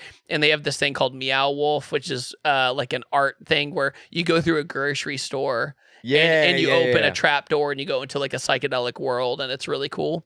I want to go to one of those. It's really cool. But yeah, upstairs there's like a game room with like pool tables and arcade games and stuff. That's where they had like a drift hangout social. Nice. And so yeah, Payne was there, Hert was there. It was Hert's birthday, so it was like perfect for that. Dude. And yeah, it was such a cool unification of everybody in the drift scene. Like, people from Hoonigan were there, people from like Gary from Hoonigan was there. Gary's also a sweetheart, by the way. Unbelievably nice guy. He's got the R34 with the LS in it. He's awesome. But yeah, it was cool. Like, in that room was like Jared, the announcer from FD, Chelsea, Vaughn, T-Pain, be in that room. Hert, the Fun Haver crew, the RTR employees, the RTR team. Crazy. Like, it was just such a cool vibe to see people just not drifting, just seeing how they are in a fun environment, hanging out, having a good time. And it was this sense of like, man, we do get to do some cool stuff, as a whole, the automotive industry, like it might be one of the hardest industries to really stay in a long time and keep yourself in and everything. But once you're in, it's kind of like a brotherhood, and that's what it seems like. I'm not claiming to be super close with any of those people, but as just an atmosphere, seeing it as a fly on the wall was pretty incredible. Because it just showed that some of the best drivers in the world know enter the Wu-Tang. It was super cool. I had mentioned that on the last podcast too, how like you don't seem to, or now you seem like you are, but you didn't incorporate yourself a lot with the big YouTubers and the whole scene and everything. Yeah, because it's this weird thing. I have respect for everybody until they disrespect me. Yeah. So that's I'm sure you understand, that's kind of how you're raised if you grew up in the South. It's like, respect someone until they give you a reason not to. Yeah. I feel like sometimes I literally say that all the time. Yeah, respect but this is given is until proven like not. This is how I feel when I go specifically the entertainment industry in LA. Right, it's the opposite. You have to like Fuck prove LA yourself. in general. Right, but not, like there are good people in LA. But what I'm saying is when it comes to the film industry and the entertainment industry or the automotive industry, a lot of the times I get the vibe of, who are you? Like, prove to me to get the respect. You got to be on my level type. Yeah, attitude. yeah. And that is a broad statement. I want to make that absolutely clear. But yeah, I just respect everybody, and I get kind of this idea of I'll do what I do, and then whenever it's convenient for my friends, as in the YouTube scene, then I'll go see them. Because I'd much rather have an interaction like this and sit down with them and not just film something. I'd rather set aside some time to where it's not always an event or always doing something. It's just like, I just want to come hang out. You always feel clocked in. Yeah. So the first time I ever spent a long time with Adam LZ was I was at a Cars and Coffee event in Jekyll Island, South Georgia, near Savannah. Oh, okay. And I did my thing. I was good. And I was texting Adam, and I was like, yo, I know we never hung out before a lot, but I'd love to come down and do some videos and stuff. And he goes, yeah, just come on down. Yeah. So I drove the 3 hours or whatever it was, stayed at his house, got to know him way more. And then that's when I drove his Cream 240 the first time. That's when I drove a bunch of his stuff. But now every now and then, I know I'm not a burden, right? That's not what I'm saying, but I just think it's better for everybody, because car reviews, for example, take a long time, right? You understand this. Yeah. I am taking people's time, if I go. But then you have the nice dinners and hangouts after that, rather than just, hey, we're at an event, we're doing meet and greets, we got to do this, we got to go film this, we got to do that. That's not what I'm seeking. Collabs are cool, but I'd much rather do a collab that feels more organic and just we decided to hang out. Hang out. I'll touch on this one, Taylor Ray, for example. Mm-hmm. Taylor will know exactly what I'm talking about if he's watching. But the first time I met Taylor was at SEMA years ago. I think 2015 or 16. And I just clicked with him really well. And we ended up hanging out. I got a rental car, and it was me, Taylor, Adam, and some other people that all went to Fremont Street. And I ended up just really hitting it off with Taylor that night. And we ended up going back to his hotel. We just park outside his hotel, and we just talked for 3 hours. He seems like that person that could just do that. And it was just super cool, just getting to know someone in the industry that way. Yeah. Rather than oh, nice to meet you, Nice to meet you. Because as a creator, you're kind of pressured to collab with others, right? It's you have to do it, It's not really. it's better to, well, yes and no. Collabs are important. This I kind of have to. Collabs are important, but you want to make sure that it's going to appeal to everyone's audience. That's another thing I've realized, that just because one audience likes something, the other one's not going to like it, or vice versa. So you have to really think about it. Unless you just film videos like you're just friends hanging out. Yeah. You know, like more vlog style. Jimmy Oaks. Yeah, exactly. Like that shit works if you can pull it off. Fucking works. But wow, full circle back to SEMA. Actually, you were in his video, right? Or was that Grant's? I did see Jimmy briefly, so maybe. I haven't seen it yet. I was watching someone's video. Grant was with him. So, so I'm sitting. It is neat, though, because I met up with a creator named Rich Rebuilds. He does, like, he did, like, the really famous LS Swap Tesla and stuff like that. Oh, yeah. Incredibly smart guy. I respect him to the nth degree. Yeah. And I texted him. I go, hey, I haven't, like, hung out with you in a long time. Let's, like, take an hour aside and just hang out. So, okay, I'm at the eBay Motors tent, or eBay Motors display in North Hall. I go, okay. So I walk the whatever many steps all the way there. He's sitting at a table. I sit down, and it's just me and Rich Rebuilds talking, you know, hanging out. And then freaking Grant shows up. Then Jimmy shows up.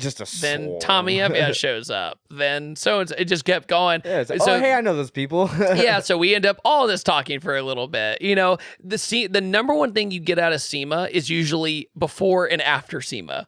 Yeah. That's what's so funny is, like, it's usually like, let's go grab dinner or let's go do this thing, and then we'll talk about cool stuff, right? Because then you create a bond that's organic and not swindly. And not like, hey, I'm coming to your booth for free shit.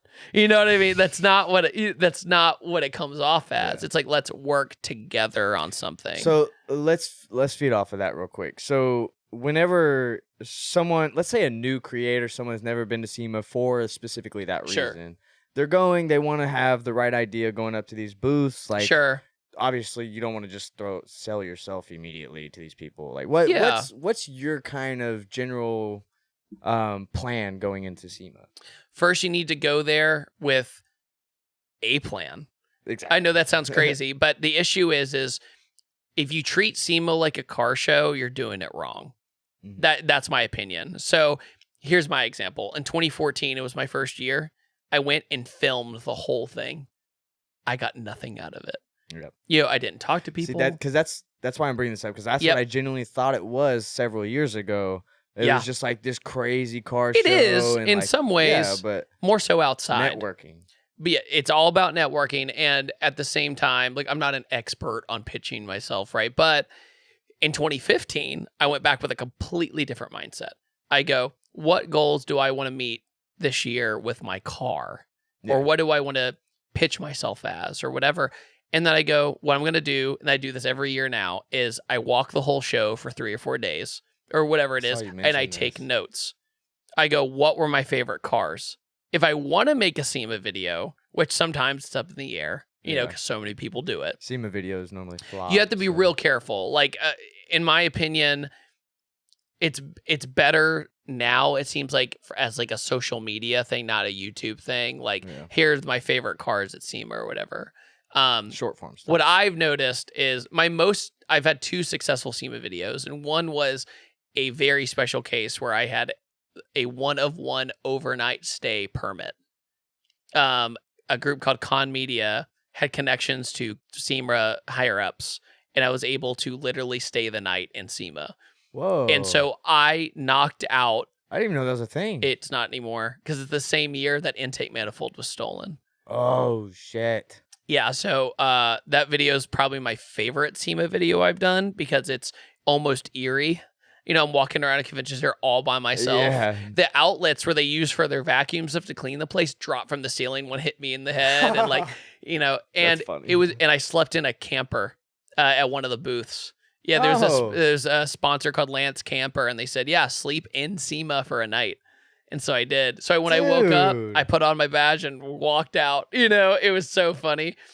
But anyway, that one was cool, but I could sell that because it was unique compared to everybody else's. And then the second one was I tried to get more of the camaraderie of SEMA, right? Because if you just do it by yourself, like a video by yourself, it's just not great because everybody's doing the same thing. Yeah. The second time around, I brought my friend Grayson from Off the Line Performance and my now wife, and I went around the show for 3 days. I took notes of all the cars I really liked and didn't like. And I said, this is at booth so-and-so. And I would take it in my notes. That way, when I went to film that one day, I could just attack it. Okay. So yeah. I knocked it out with my wife and Grayson in like 3 hours because we knew exactly where to go, what to do, get their opinion. But then you're not just listening to my opinion. You're seeing a female's opinion, and then you're seeing a performance tech's opinion. Right. So it created this friendship feeling vibe of we're all hanging out at SEMA rather than just like, here's the top 10, blah, blah, blah, you know. Good stuff for people to discuss in the exactly. comments, too. But going back to your question with SEMA, Oops. Essentially, if you don't have a project going on, whether it's a video project or a car project, you're going to have a real hard time. If you just go, I have a YouTube channel, or I have an Instagram page, they're like, so what do you want from us? Yeah, what you have to value have are you something. providing? So say you go up to, I don't know, a turbocharger company or something. What is their use if you don't have a vehicle to put a turbo on? Right? Yep. So you have to go to them and have a very, like, you ever heard of the term elevator pitch? So an elevator pitch, for people who don't know, it's like in the movie industry, if you were to get into an elevator for 30 seconds with a executive producer at 20th Century Fox or something, and you have a movie idea, it's the elevator pitches. Here's my idea. This is all I got. This is all you need to know. This is it. Short, and they go simple, yes or no. sweet, to the Yeah. point. So you have to go to companies with your elevator pitch. So let's take my weird project like the Dodge Magnum, right? It's a Hellcat Red Eye into a Dodge Magnum, and it's a wagon. Yeah. Right. So it's unique. It's like, oh, wouldn't it have been cool if they made a Hellcat wagon? Right. So you're pitching out this niche idea that is not very common. Only a few people have done it. And not, you know, Junkyard Dave, shout out to Junkyard Dave, he did it. And another one called the Hell Wagon, they've done it. But when it comes to like making a video series about it, you'd be like, I have 8 episodes planned out. Here's everything there is to it. Like, this episode will be putting the subframes on. This one will be the brakes. Yeah. This one will be that. This will be interior. Now you're giving people, oh, that's 8 opportunities to show our product, right? Rather than just one. And basically, I'm going to say it for the people in the back, putting a sticker on your car does nothing for a brand. It does nothing. That's like the last thing I even mentioned. I'm like, and of course, the spots on the car. Yes. But So the priority. The reason I say that is getting sponsored has this preconceived notion that just because you put a miniature billboard on your car, that you should get free stuff. The issue is that may work with local companies. I'll tell you what.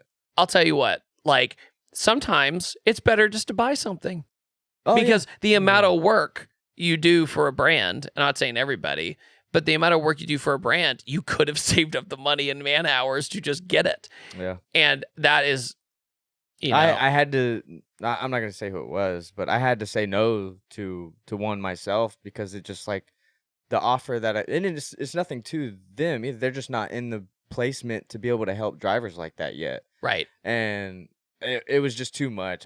They didn't want a shit ton, but like, I still had to fork out too much up front, so I was like, I would personally just rather just buy it. So here's an easier example. So, in 2015, when I was doing my experiment of filming less but talking more, I went up. Excuse me. I had an itch on my face. I went up to my 13 Coyote car. Had pretty much hit the limit of bolt-ons. Right, like when it comes, I didn't have lawn tubes on it. It didn't need lawn tubes. Coyotes don't really respond to lawn tubes a lot without force induction, so it just isn't worth it. So, in my opinion, yeah. And so I'm like, well, maybe the next step is to put force induction on my car for a video. And I know my subscribers loved that car, I still have it, by the way. I'm not saying it's gone. But I know they love that car. Wouldn't it be cool as a big moment for my subscribers, viewers to see me put boost on this car? And it's a simple video. I would just show the entire install, show how easy it is, right? And I'm like, okay, so who can I talk to?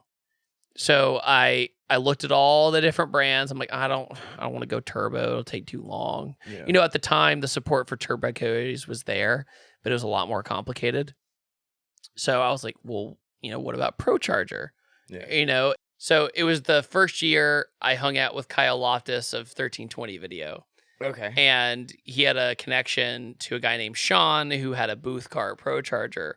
Nice. So I talked to Sean, shout out to Sean, an incredible person. He still has, or he did at the time, the fastest car I've ever reviewed. It was almost 1,500 horsepower GTR. Jesus. Yeah, my left foot was coming off the dead pedal when I was accelerating. Like, it was bananas. Anyway, super nice guy. Wild. And I go up to Pro Charger. I said, hey, it'd be, you know, a big moment if you guys wanted to collaborate or whatever.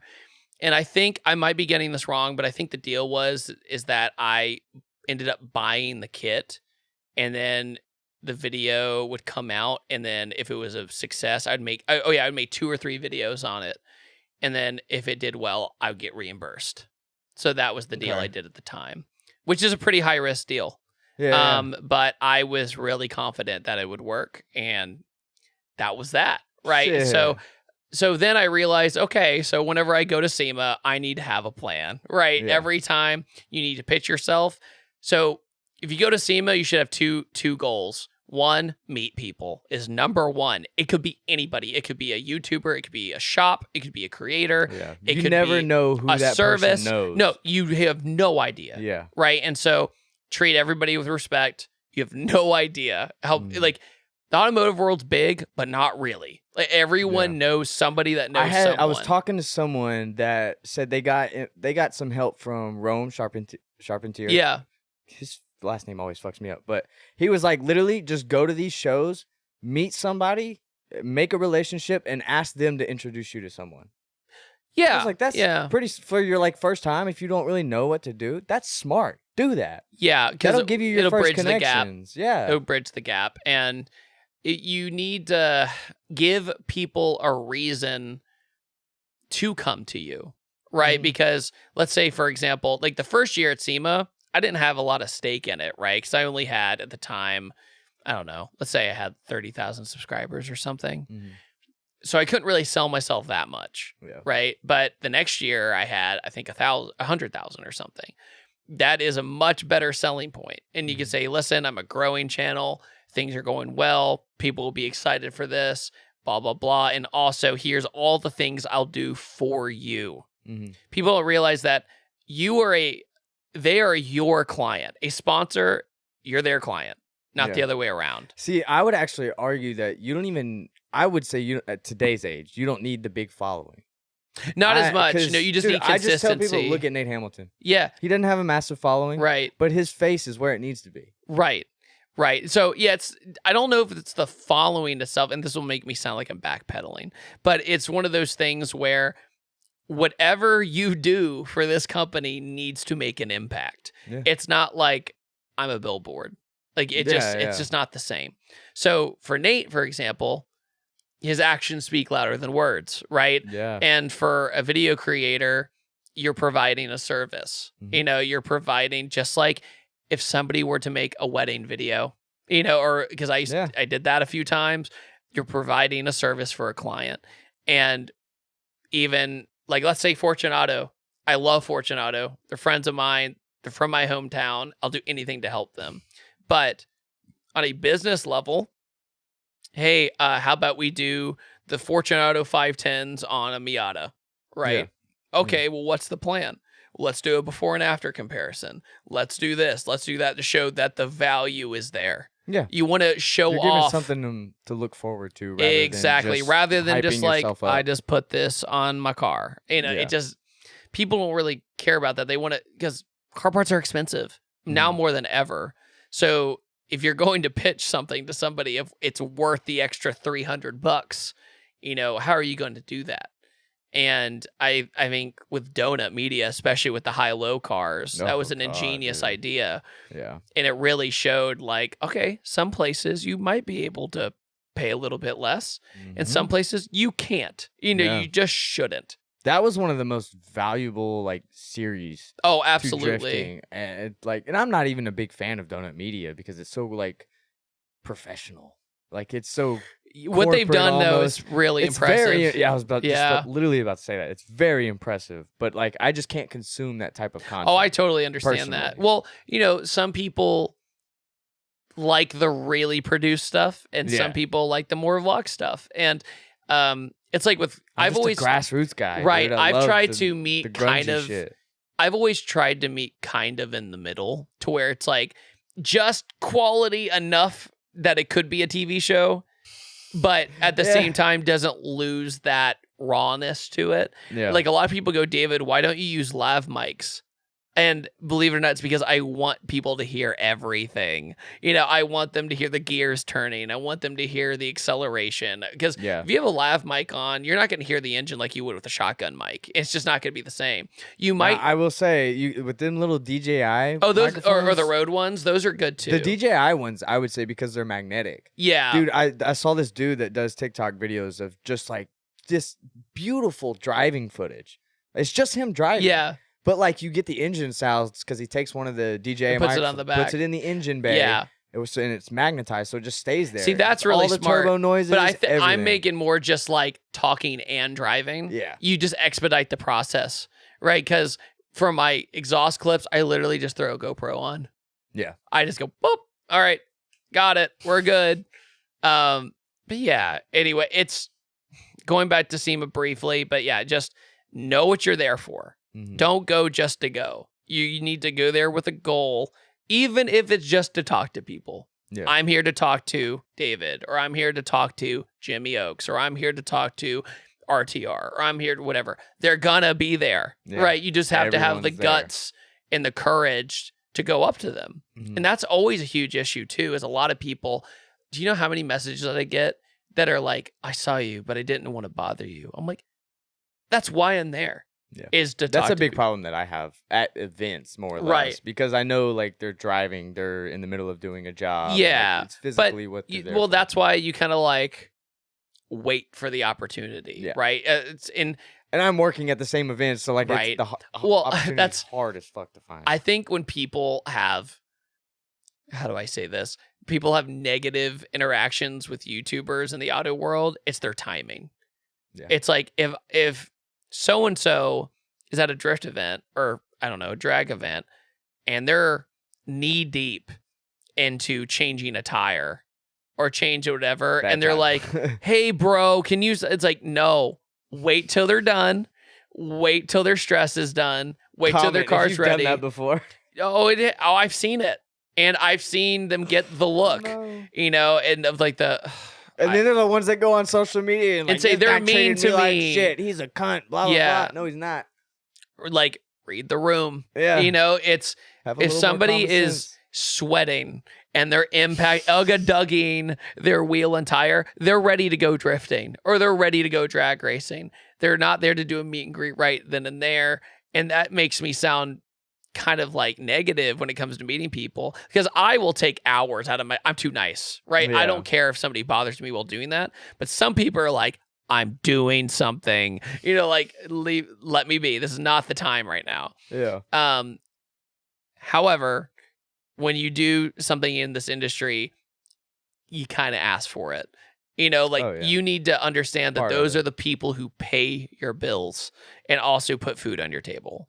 So if you don't take the time of day, maybe you should work on that. You know, like I'm still in that like moment, that time period where it's like that barely happens to me. So like every time it does, I'm like, this is fucking amazing. No, I always tell people, I love you. I always tell people that if you're doing anything in any sort of entertainment industry and people recognize you, you need to embrace it, because you're doing something right. You're obviously doing something right. Amazing. It does feel amazing. And I don't even mean that in a narcissistic way. It's just that cool feeling of, I just do what I do because I like it. It reassures you that you're not just doing this for no fucking right. And reason. I think there's a big difference in between the I appreciate you coming up and saying hi or the you don't know who I am. Nothing irks me more when I hear a YouTuber say those words. Nothing. And it's also the biggest red flag. Like, don't ever hang out with those people. No, ever. I don't care how big they are. Yeah. Like, just run away because it's just not going to go well. Oh, no. Yeah, because imagine that one day they go up to a big brand. They're like, you don't know who I am. It's like, good job. Tell me how that goes. You know? Have caution meeting your heroes. Yeah.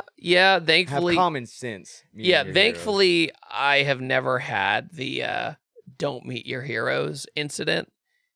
In fact, but I think that's just because you're more understanding of the situation. Like you just maybe you have more common sense. Like this dude's obviously busy. Yeah, like, probably. You don't put yourself in those scenarios. Like some people do. I would say like I always tell people like not that I have all the answers, but when it comes to meeting high profile people, like let's say Payne or my personal favorite, like when it comes to like, holy crap, this is happening, was Keanu Reeves. I got to meet Keanu Reeves. And no way. Yeah, at a Michelin driving event. And I bet he's cool. You know what I did? I just treated him like he was a normal guy. Yeah. Like that's what you have to do is, hey, how you doing? Yeah. Almost pretend like you don't know who they are. Because then they'll have an organic conversation with you rather than, I love your movies. I feel like that's what they earn for is like someone to just treat them like they're normal. Well, not like they are the celebrity they are. To go to the freak out. To go to the very crazy end of the spectrum. This has nothing to do with drifting, obviously. But like to say what you just said, regardless if you thought of the guy, and I have my reservations of Michael Jackson, but he would literally rent out grocery stores and hire actors to like treat him normal. Like he would, so he could pretend to grocery shop normal. That's another level. But isn't that like nuts? Isn't that nuts? But that's what I'm saying. Is like it just shows he's playing Dollhouse as an adult, bro. That's crazy. Literally, like wow. But it's just bizarre, you know, like. That human beings can get to that point, you know? Yeah. That's unimaginable for me. Well, it's like there's a documentary I think it's called Supermensch, and it's all about Alice Cooper's agent, and he also managed Jimi Hendrix and managed Janis Joplin and all that. And the very first line of the movie is, "If I do my job right, it'll kill you." Like basically making you famous and everything else. Yeah. Like he was like, after seeing it, I'm glad I never became, you know, it's really interesting to see that perspective where he was earning the same money because of the fame. But at the same time, he was like, oh, good. That didn't happen to me. Yeah. You know, in hindsight, I would never want to be at that high of a level. No. The fuck out of me. Like I get recognized sometimes at the grocery store, but that's pretty. Look at fucking Trump, bro. He's got to watch his back every second of the fucking day. It's gonna be huge. It's gonna be great. Yeah, dude. We'll stop that part before I. Oh no, it's fine. Dude, there's so many times I want to rant and rave about the shit going on in this world. Oh yeah, but it's. I mean, my no point right now. My wife, because I always tell people if I was an automotive podcast, I'd be a history podcast, right? I'd be political as fuck. Right. Yeah. No, but the thing is that is such dangerous territory in this world that no matter your leanings, no one's gonna understand. You know, like, even if you have a certain point of view. I truthfully am tired of fucking seeing a lot of major, not necessarily even major creators, but, like, just completely shying away from the subject a little bit. Like, speak your mind a little bit. Like, some people need to know that they look up to you. Like, we gotta. Yeah, well, even if I don't even believe in what you're saying, tell them something. Yeah, so the way I look at it is my parents very much indoctrinated me into the notion of like celebrities are out of touch and they shouldn't be saying that crap. Okay, so we actually got extremely political in this part, so I have to take it off of YouTube because YouTube will hate that. But I am going to leave it completely free for Patreon, so link will be in the description if you want to go watch it. If not, Appreciate you watching anyway. Okay. Well, I wanted to bring up one of your recent videos. Sorry, we just jumped off. Oh, I don't care. Kind of randomly, fine. but one of your recent videos where you were talking about how you're trying to branch away from doing strictly just car reviews and like more of that type of vibe on your channel. What are you trying to switch up exactly? It's not so much I'm trying to switch up. It's just this year I just did too much. Like, I look back at it and I flew like almost 300,000 miles. That's absurd. And how much money did you spend on flights this year? Delta loves me. That's for sure. Delta sucked. I hated them. Why? I love Delta. Dude, I've never lost one of my bags. See, I've never had... Every time I get every a Delta other flight, airline has screwed me. They're the only ones Southwest, who have never... I've never had an issue with. I got one for you. Everyone else does. Buckle up. Oh, fuck. So, speaking of EDC, the Electric Daisy Carnival, I had my flights booked for over a year, and at midnight, they canceled my flight with no explanation and never made it right. And then they put my friends on Southwest on 7 planes to make it to Vegas because they had no other option. What the fuck? I have the receipts. Anyway, I always hear nightmare stories from them, but I've physically never had an issue with Southwest. That's crazy. Well, you also have to remember how much I fly. Yeah, right? Well, yeah, that's true. Statistically, Delta's never lost my bag. They've always gotten me. I've never been late. I've never had a big delay. I've had a 15-minute delay. That's the biggest delay I've ever had with Delta. Ever. Oh anyway, God. We don't need to talk about airlines. Yeah, Point of the matter is, I flew a lot. I traveled a lot. I filmed so much. And what's so ironic about it is that I have uploaded the least amount in my entire career because I haven't had the time to edit everything, which then makes me go home and rush, which then in turn makes me go to my office, which gets me away from my house, which then keeps me away from my wife, which then keeps me away from my friends, which then keeps me away from everything. And then I just binge edit until it's done, right? Until I have videos lined up. So like, for example, I've had 2 to 3 videos a week on my channel for almost 10 years.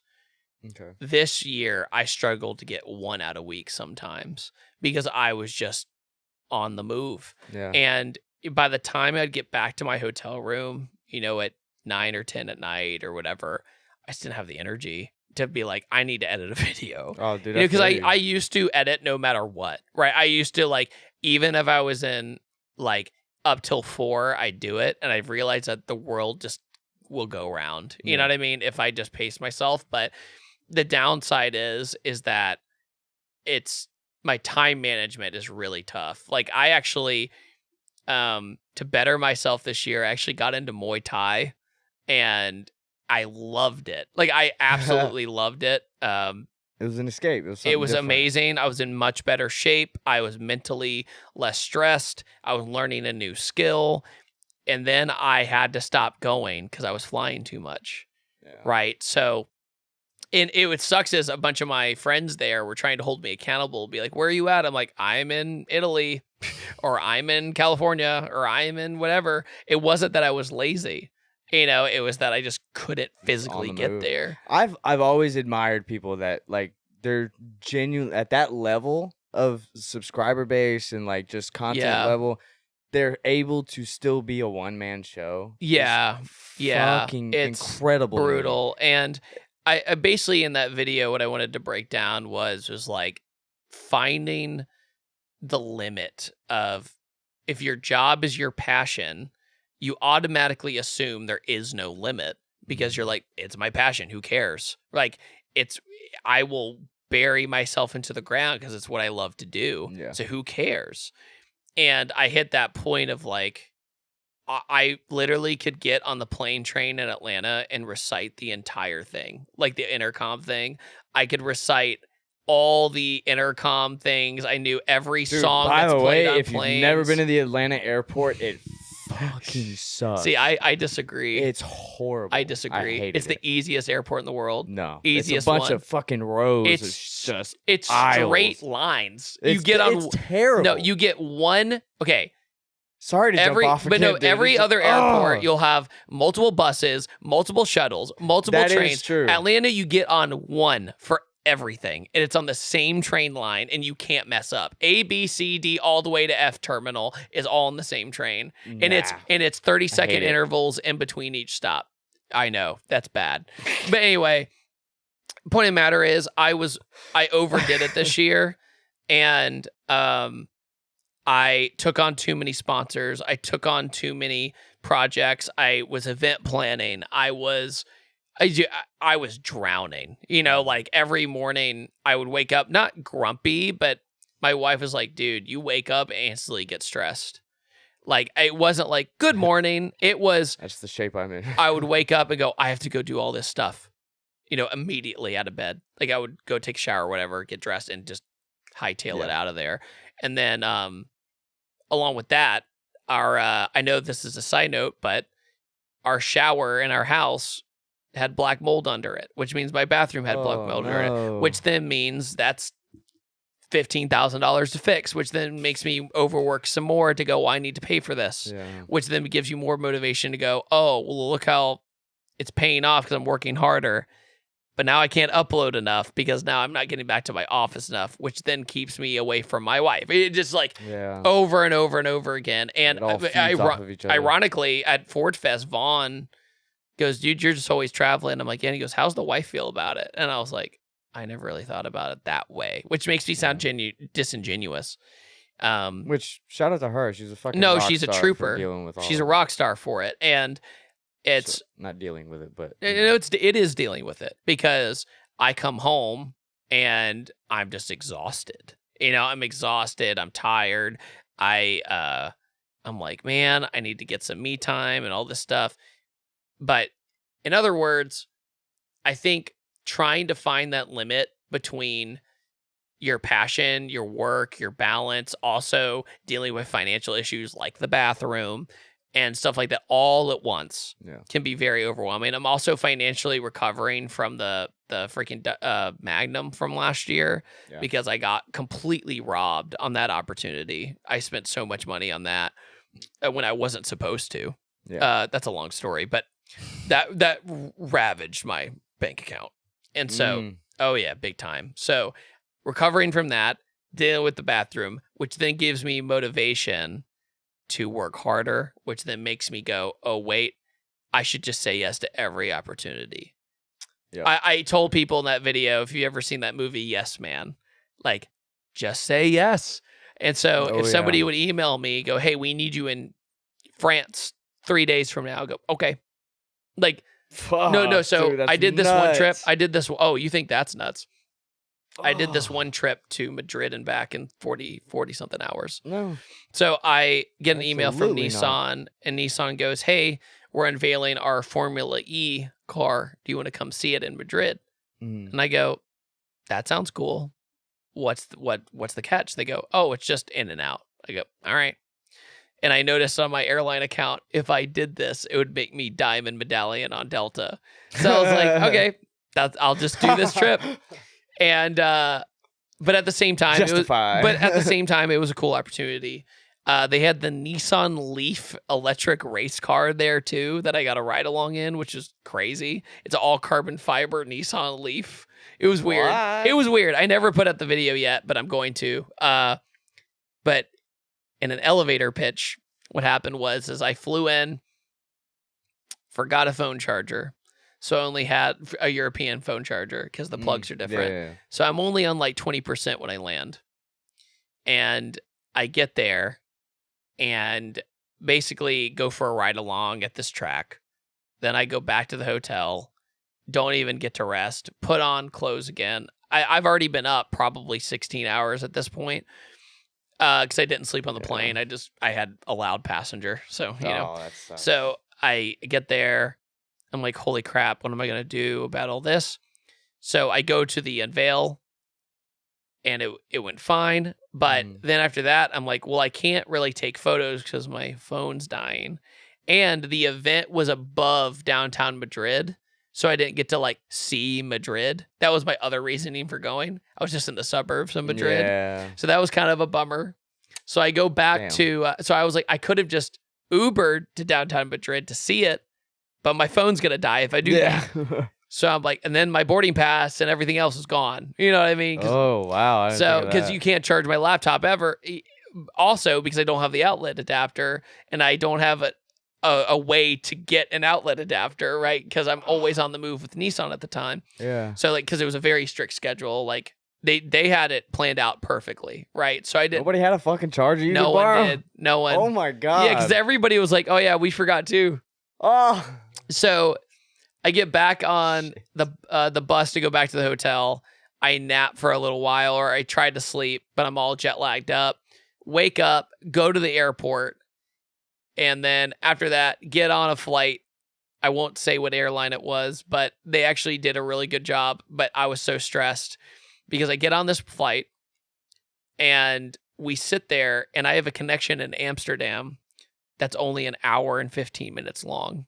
But I'm sitting on the tarmac in Madrid for like 40 minutes because somebody on the plane used like a fake ID to book their luggage.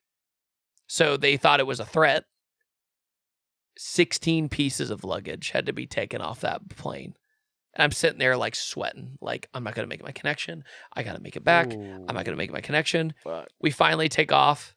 I go, hey, how big is the Amsterdam airport? They go, massive. I'm like, crap. Oh, I go, is there a no. train? They go, no. Or a bus or something. I'm like, they're like, no. Oh. And so when we land, thankfully I was front row. I was like a freaking racehorse ready to go. I'm standing at the door like, they're like, if you make this is a miracle. No, like, so they printed off what terminal I was at in midair, and they're like, oh my God. They go, this isn't good. I was on the last gate of the last terminal on the other side. Dude. So I get off. And Drop me off on the way in. You have to remember, I have a heavy backpack, laptop, camera equipment, everything, and a roller bag. And I am sprinting, and I have asthma, by the way, and I'm starting to have an asthma attack. I'm like, I'm sprinting through, and it's Christmas time, so all the lights are pretty and everything. And I'm like, I wish I could look at this, but I can't right now. I want to enjoy this. Yeah, but I'm running and running and running. Then I forgot about the freaking border control because I was in the Netherlands now, so I had to give them my passport and everything. Wait on that, then keep running. And like a quarter mile away, I could see my gate, and I'm like, "Wait!" Screaming and they're closing the door. I'm like, "Wait!" Stop! And I finally get there, and they go, "Where are you coming from?" I go, "Madrid." They go, "You made it?" And I'm like, and they're like, "You're good, you're good." So we gotta let this guy out. So they let me in, and I'm going up to the front because thank you, Nissan. They booked me on business class, and I never get to fly business class, so it was a cool treat for me. And I open my cargo bin up top, and there's a tiny, tiny purse in there. I mean, like a little Louis Vuitton expensive purse. Yeah. And I'm so exhausted. I'm like, I don't care. And so I take my bag, and I put one up, and it fits just fine. And I go, oh, my camera bag can fit, whatever. Yeah. So I go up, and as I'm reaching up, I hear, it'd be really great if you didn't crush my very expensive purse. And I turned around, I said, lady. Oh, hell. You have a business cabin with a footwell and storage cupboards. Can you please just put it down there? She goes, no, that's my purse. It's up there. And I go, ugh.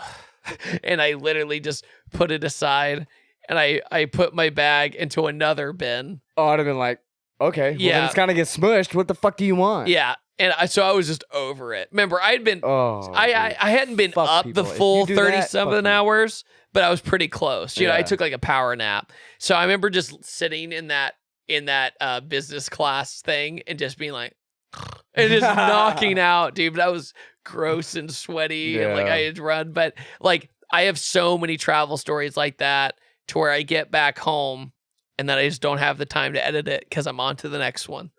You know, so I had lots of in and out trips this year like that to where I was only somewhere for 30-something hours or so, or even less. I did one where I flew to Detroit, filmed something, and then got right back on a plane and flew home. Like I've done that quite a bit, like in and out of cities. You're a madman for that. Yeah. So Yeah, in that video where I'm like, I overdid it.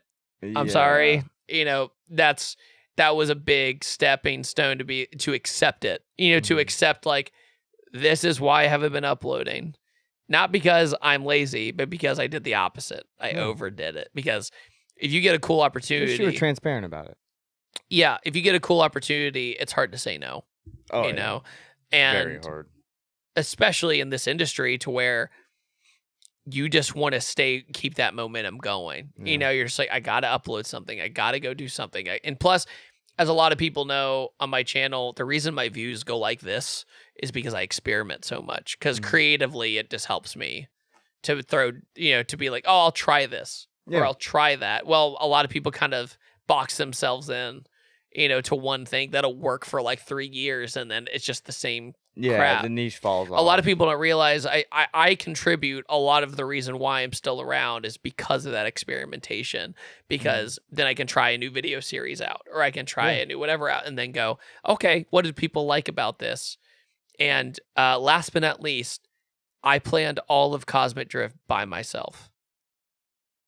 So that's the other thing. That was the thing that killed me, because when I came up to you and talked to you, you were like, I mean, every day this week here since up till 3 I in had the friendship morning support and stuff like for that. sure And when I'm it like, came to putting dude. up the lights, but when it came to planning it, designing the carport, doing the concert visuals, making the playlist,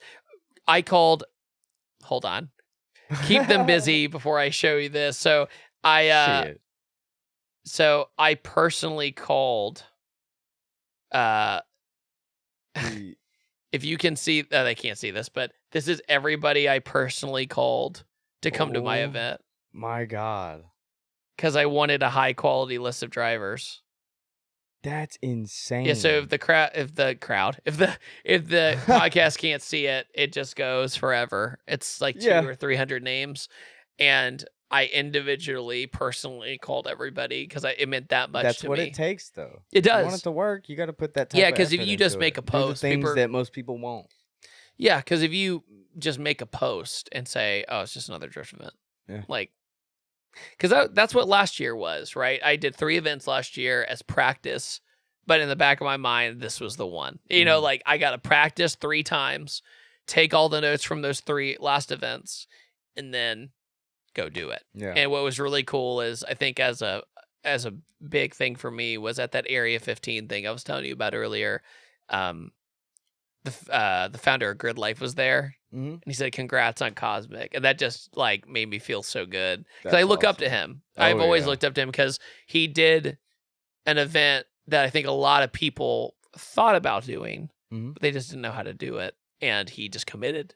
And just over the years learned from it. Changed things. And he was like, yeah, you're successful if no one got hurt, everybody had fun. And he's built that kind of brand mentality that like Yeti and like people like the FOMO factor. Sure. Like I literally saw a comment the other day that it was just some random dude. He was like, I would literally kill someone just to experience Grid Life once in my life.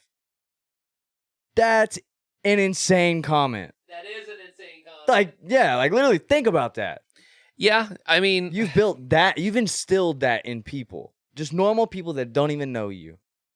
Yeah, and Grid Life when it was in Atlanta was really, really cool. But, things happened there, and it was a little weird. But it was just a cool thing to see grow from, 2015 or so, to see it get bigger and bigger. That's at Laguna, dude. And Laguna is a hard track to book. Legendary. Yeah, the corkscrew drifts were sick. Oh, yeah. Those were sick. Every single time one popped up on my feed, I'm sitting here watching this shit. This is real life? No way. The one thing at Grid Life Atlanta I wish a lot more people experienced was people drifting turn 12, which is the one right after the bridge when you go down the steep hill.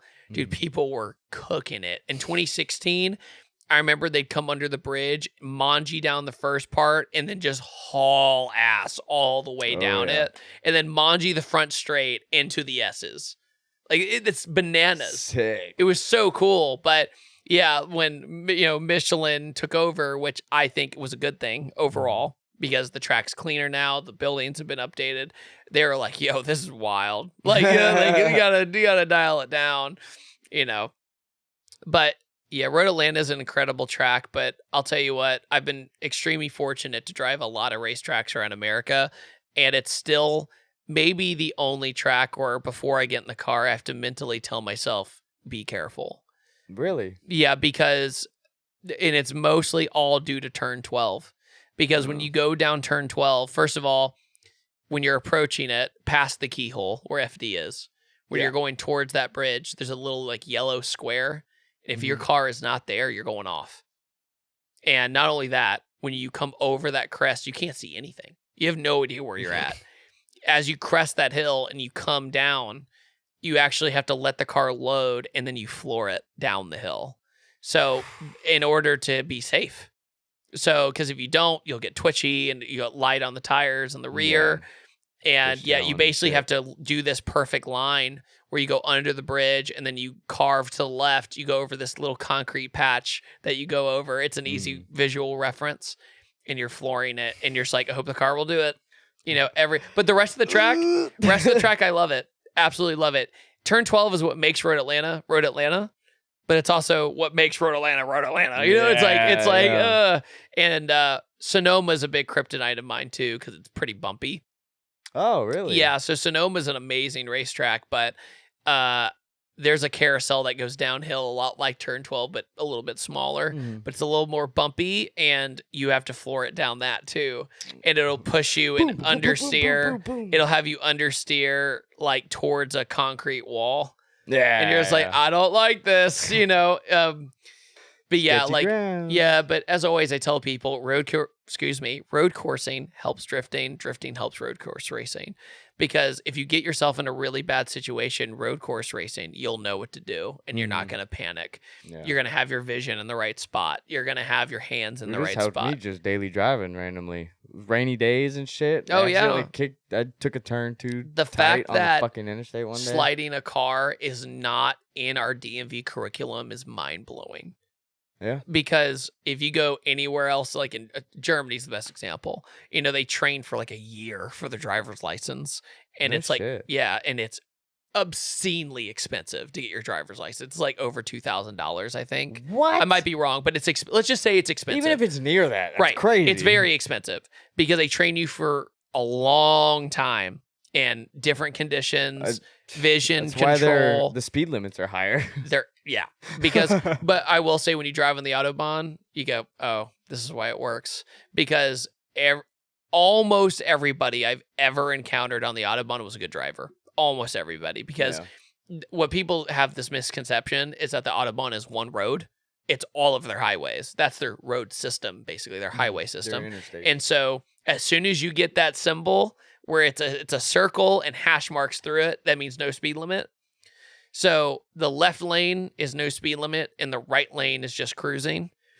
And the right lane, by law, you are not allowed to pass. The left lane is for passing. And it's enforced.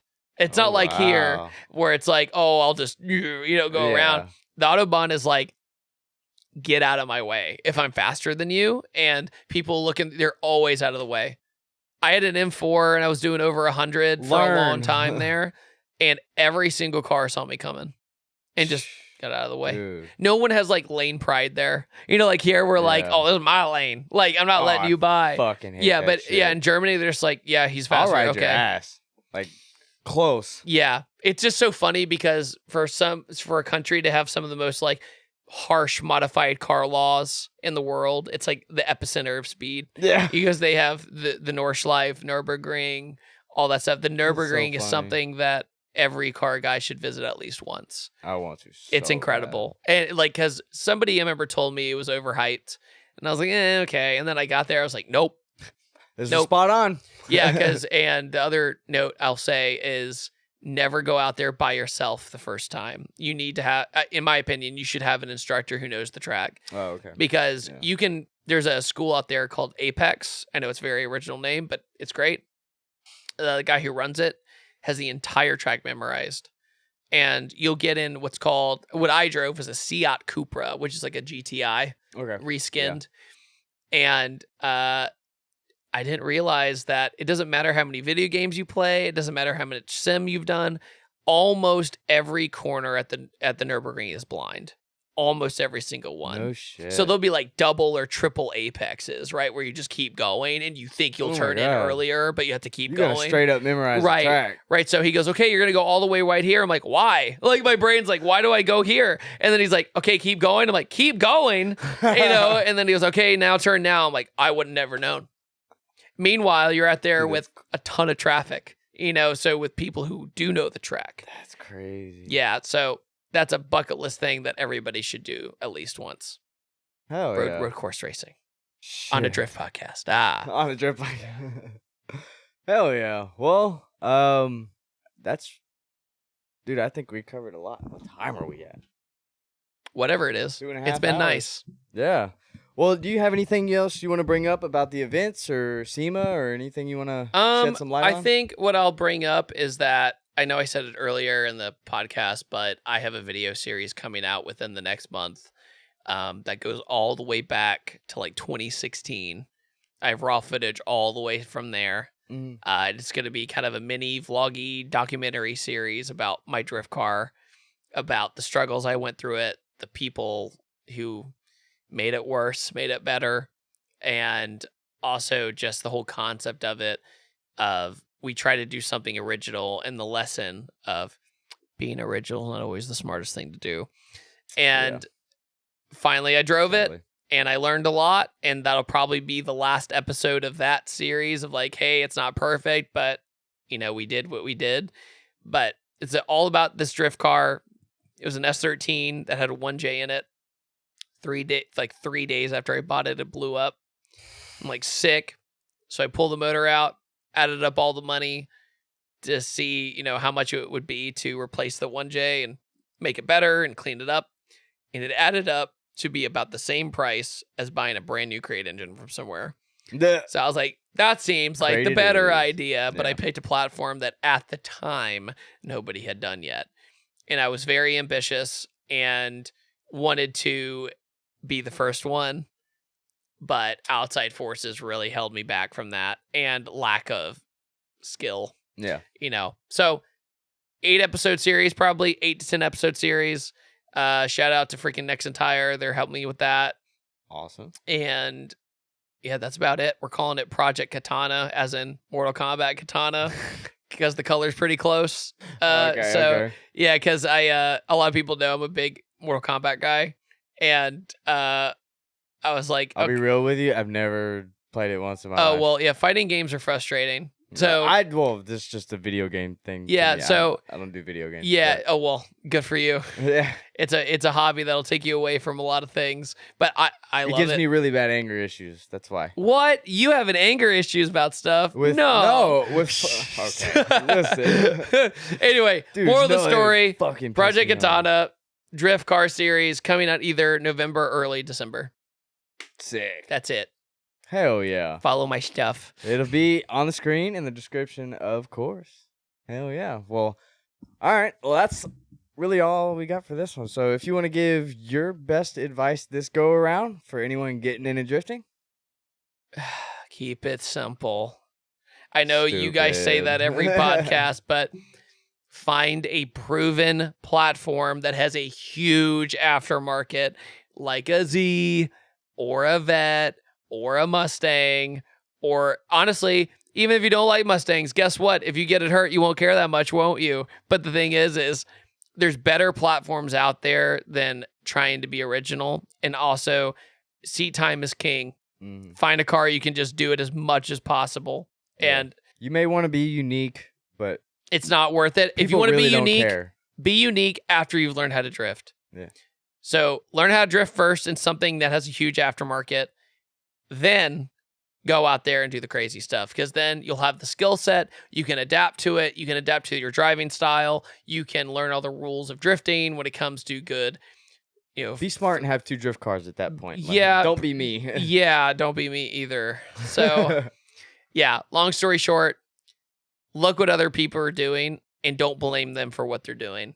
There's a reason why people have LS swap stuff. There's a reason why people have 350Zs with bolt-ons because the chassis is good for it and it works and parts are cheap. Lean into it and find something in good condition. Pay the extra $1,000. I know it's going to suck. Pay that extra $1,000 or $2,000 and just realize that if you could drive it on the street already, you could probably drive it on the track and just start that way. Because the last thing you want is to be in the middle of winter on your back, on jack stands, trying to fix a $500 car you just knuckles. Oh, yeah. Yeah, especially when you have that guy. Ding. Yeah, the worst thing. Worst thing. But yeah, keep it simple. Listen to Dawson. That's all I got to say about that, Jenna. Hell yeah. Well, again, I appreciate you coming back on. This was awesome. As always. For sure. You'll have to come down to your shop. Yeah, I'm down. That's what we'll have to do. Comment if you want to see that. But that's it for this one. I really do appreciate it. Of course, remember, if you want to be on the podcast, you can email me at thecircledrift@gmail.com. Just make sure to put the subject as drift resume so I can organize it, of course. But, of course, hit the subscribe button, bell notification, and I will see you each week, each Sunday, for a new podcast. Peace. Okay, bye. Yeah. Stacking way up to the ceiling. Trust no bitch, can't catch no feelings. I've been taking long flights from the Bay to Ibiza. Hit home runs, I'm a ball like Jeter. I just want fuck, then I leave her. I'm a young pop star, call the boy Justin Bieber. Got a little money if you want, I can teach you. Whole life a movie, you can watch it in theater. Stacking way up to the ceiling. Trust no bitch, can't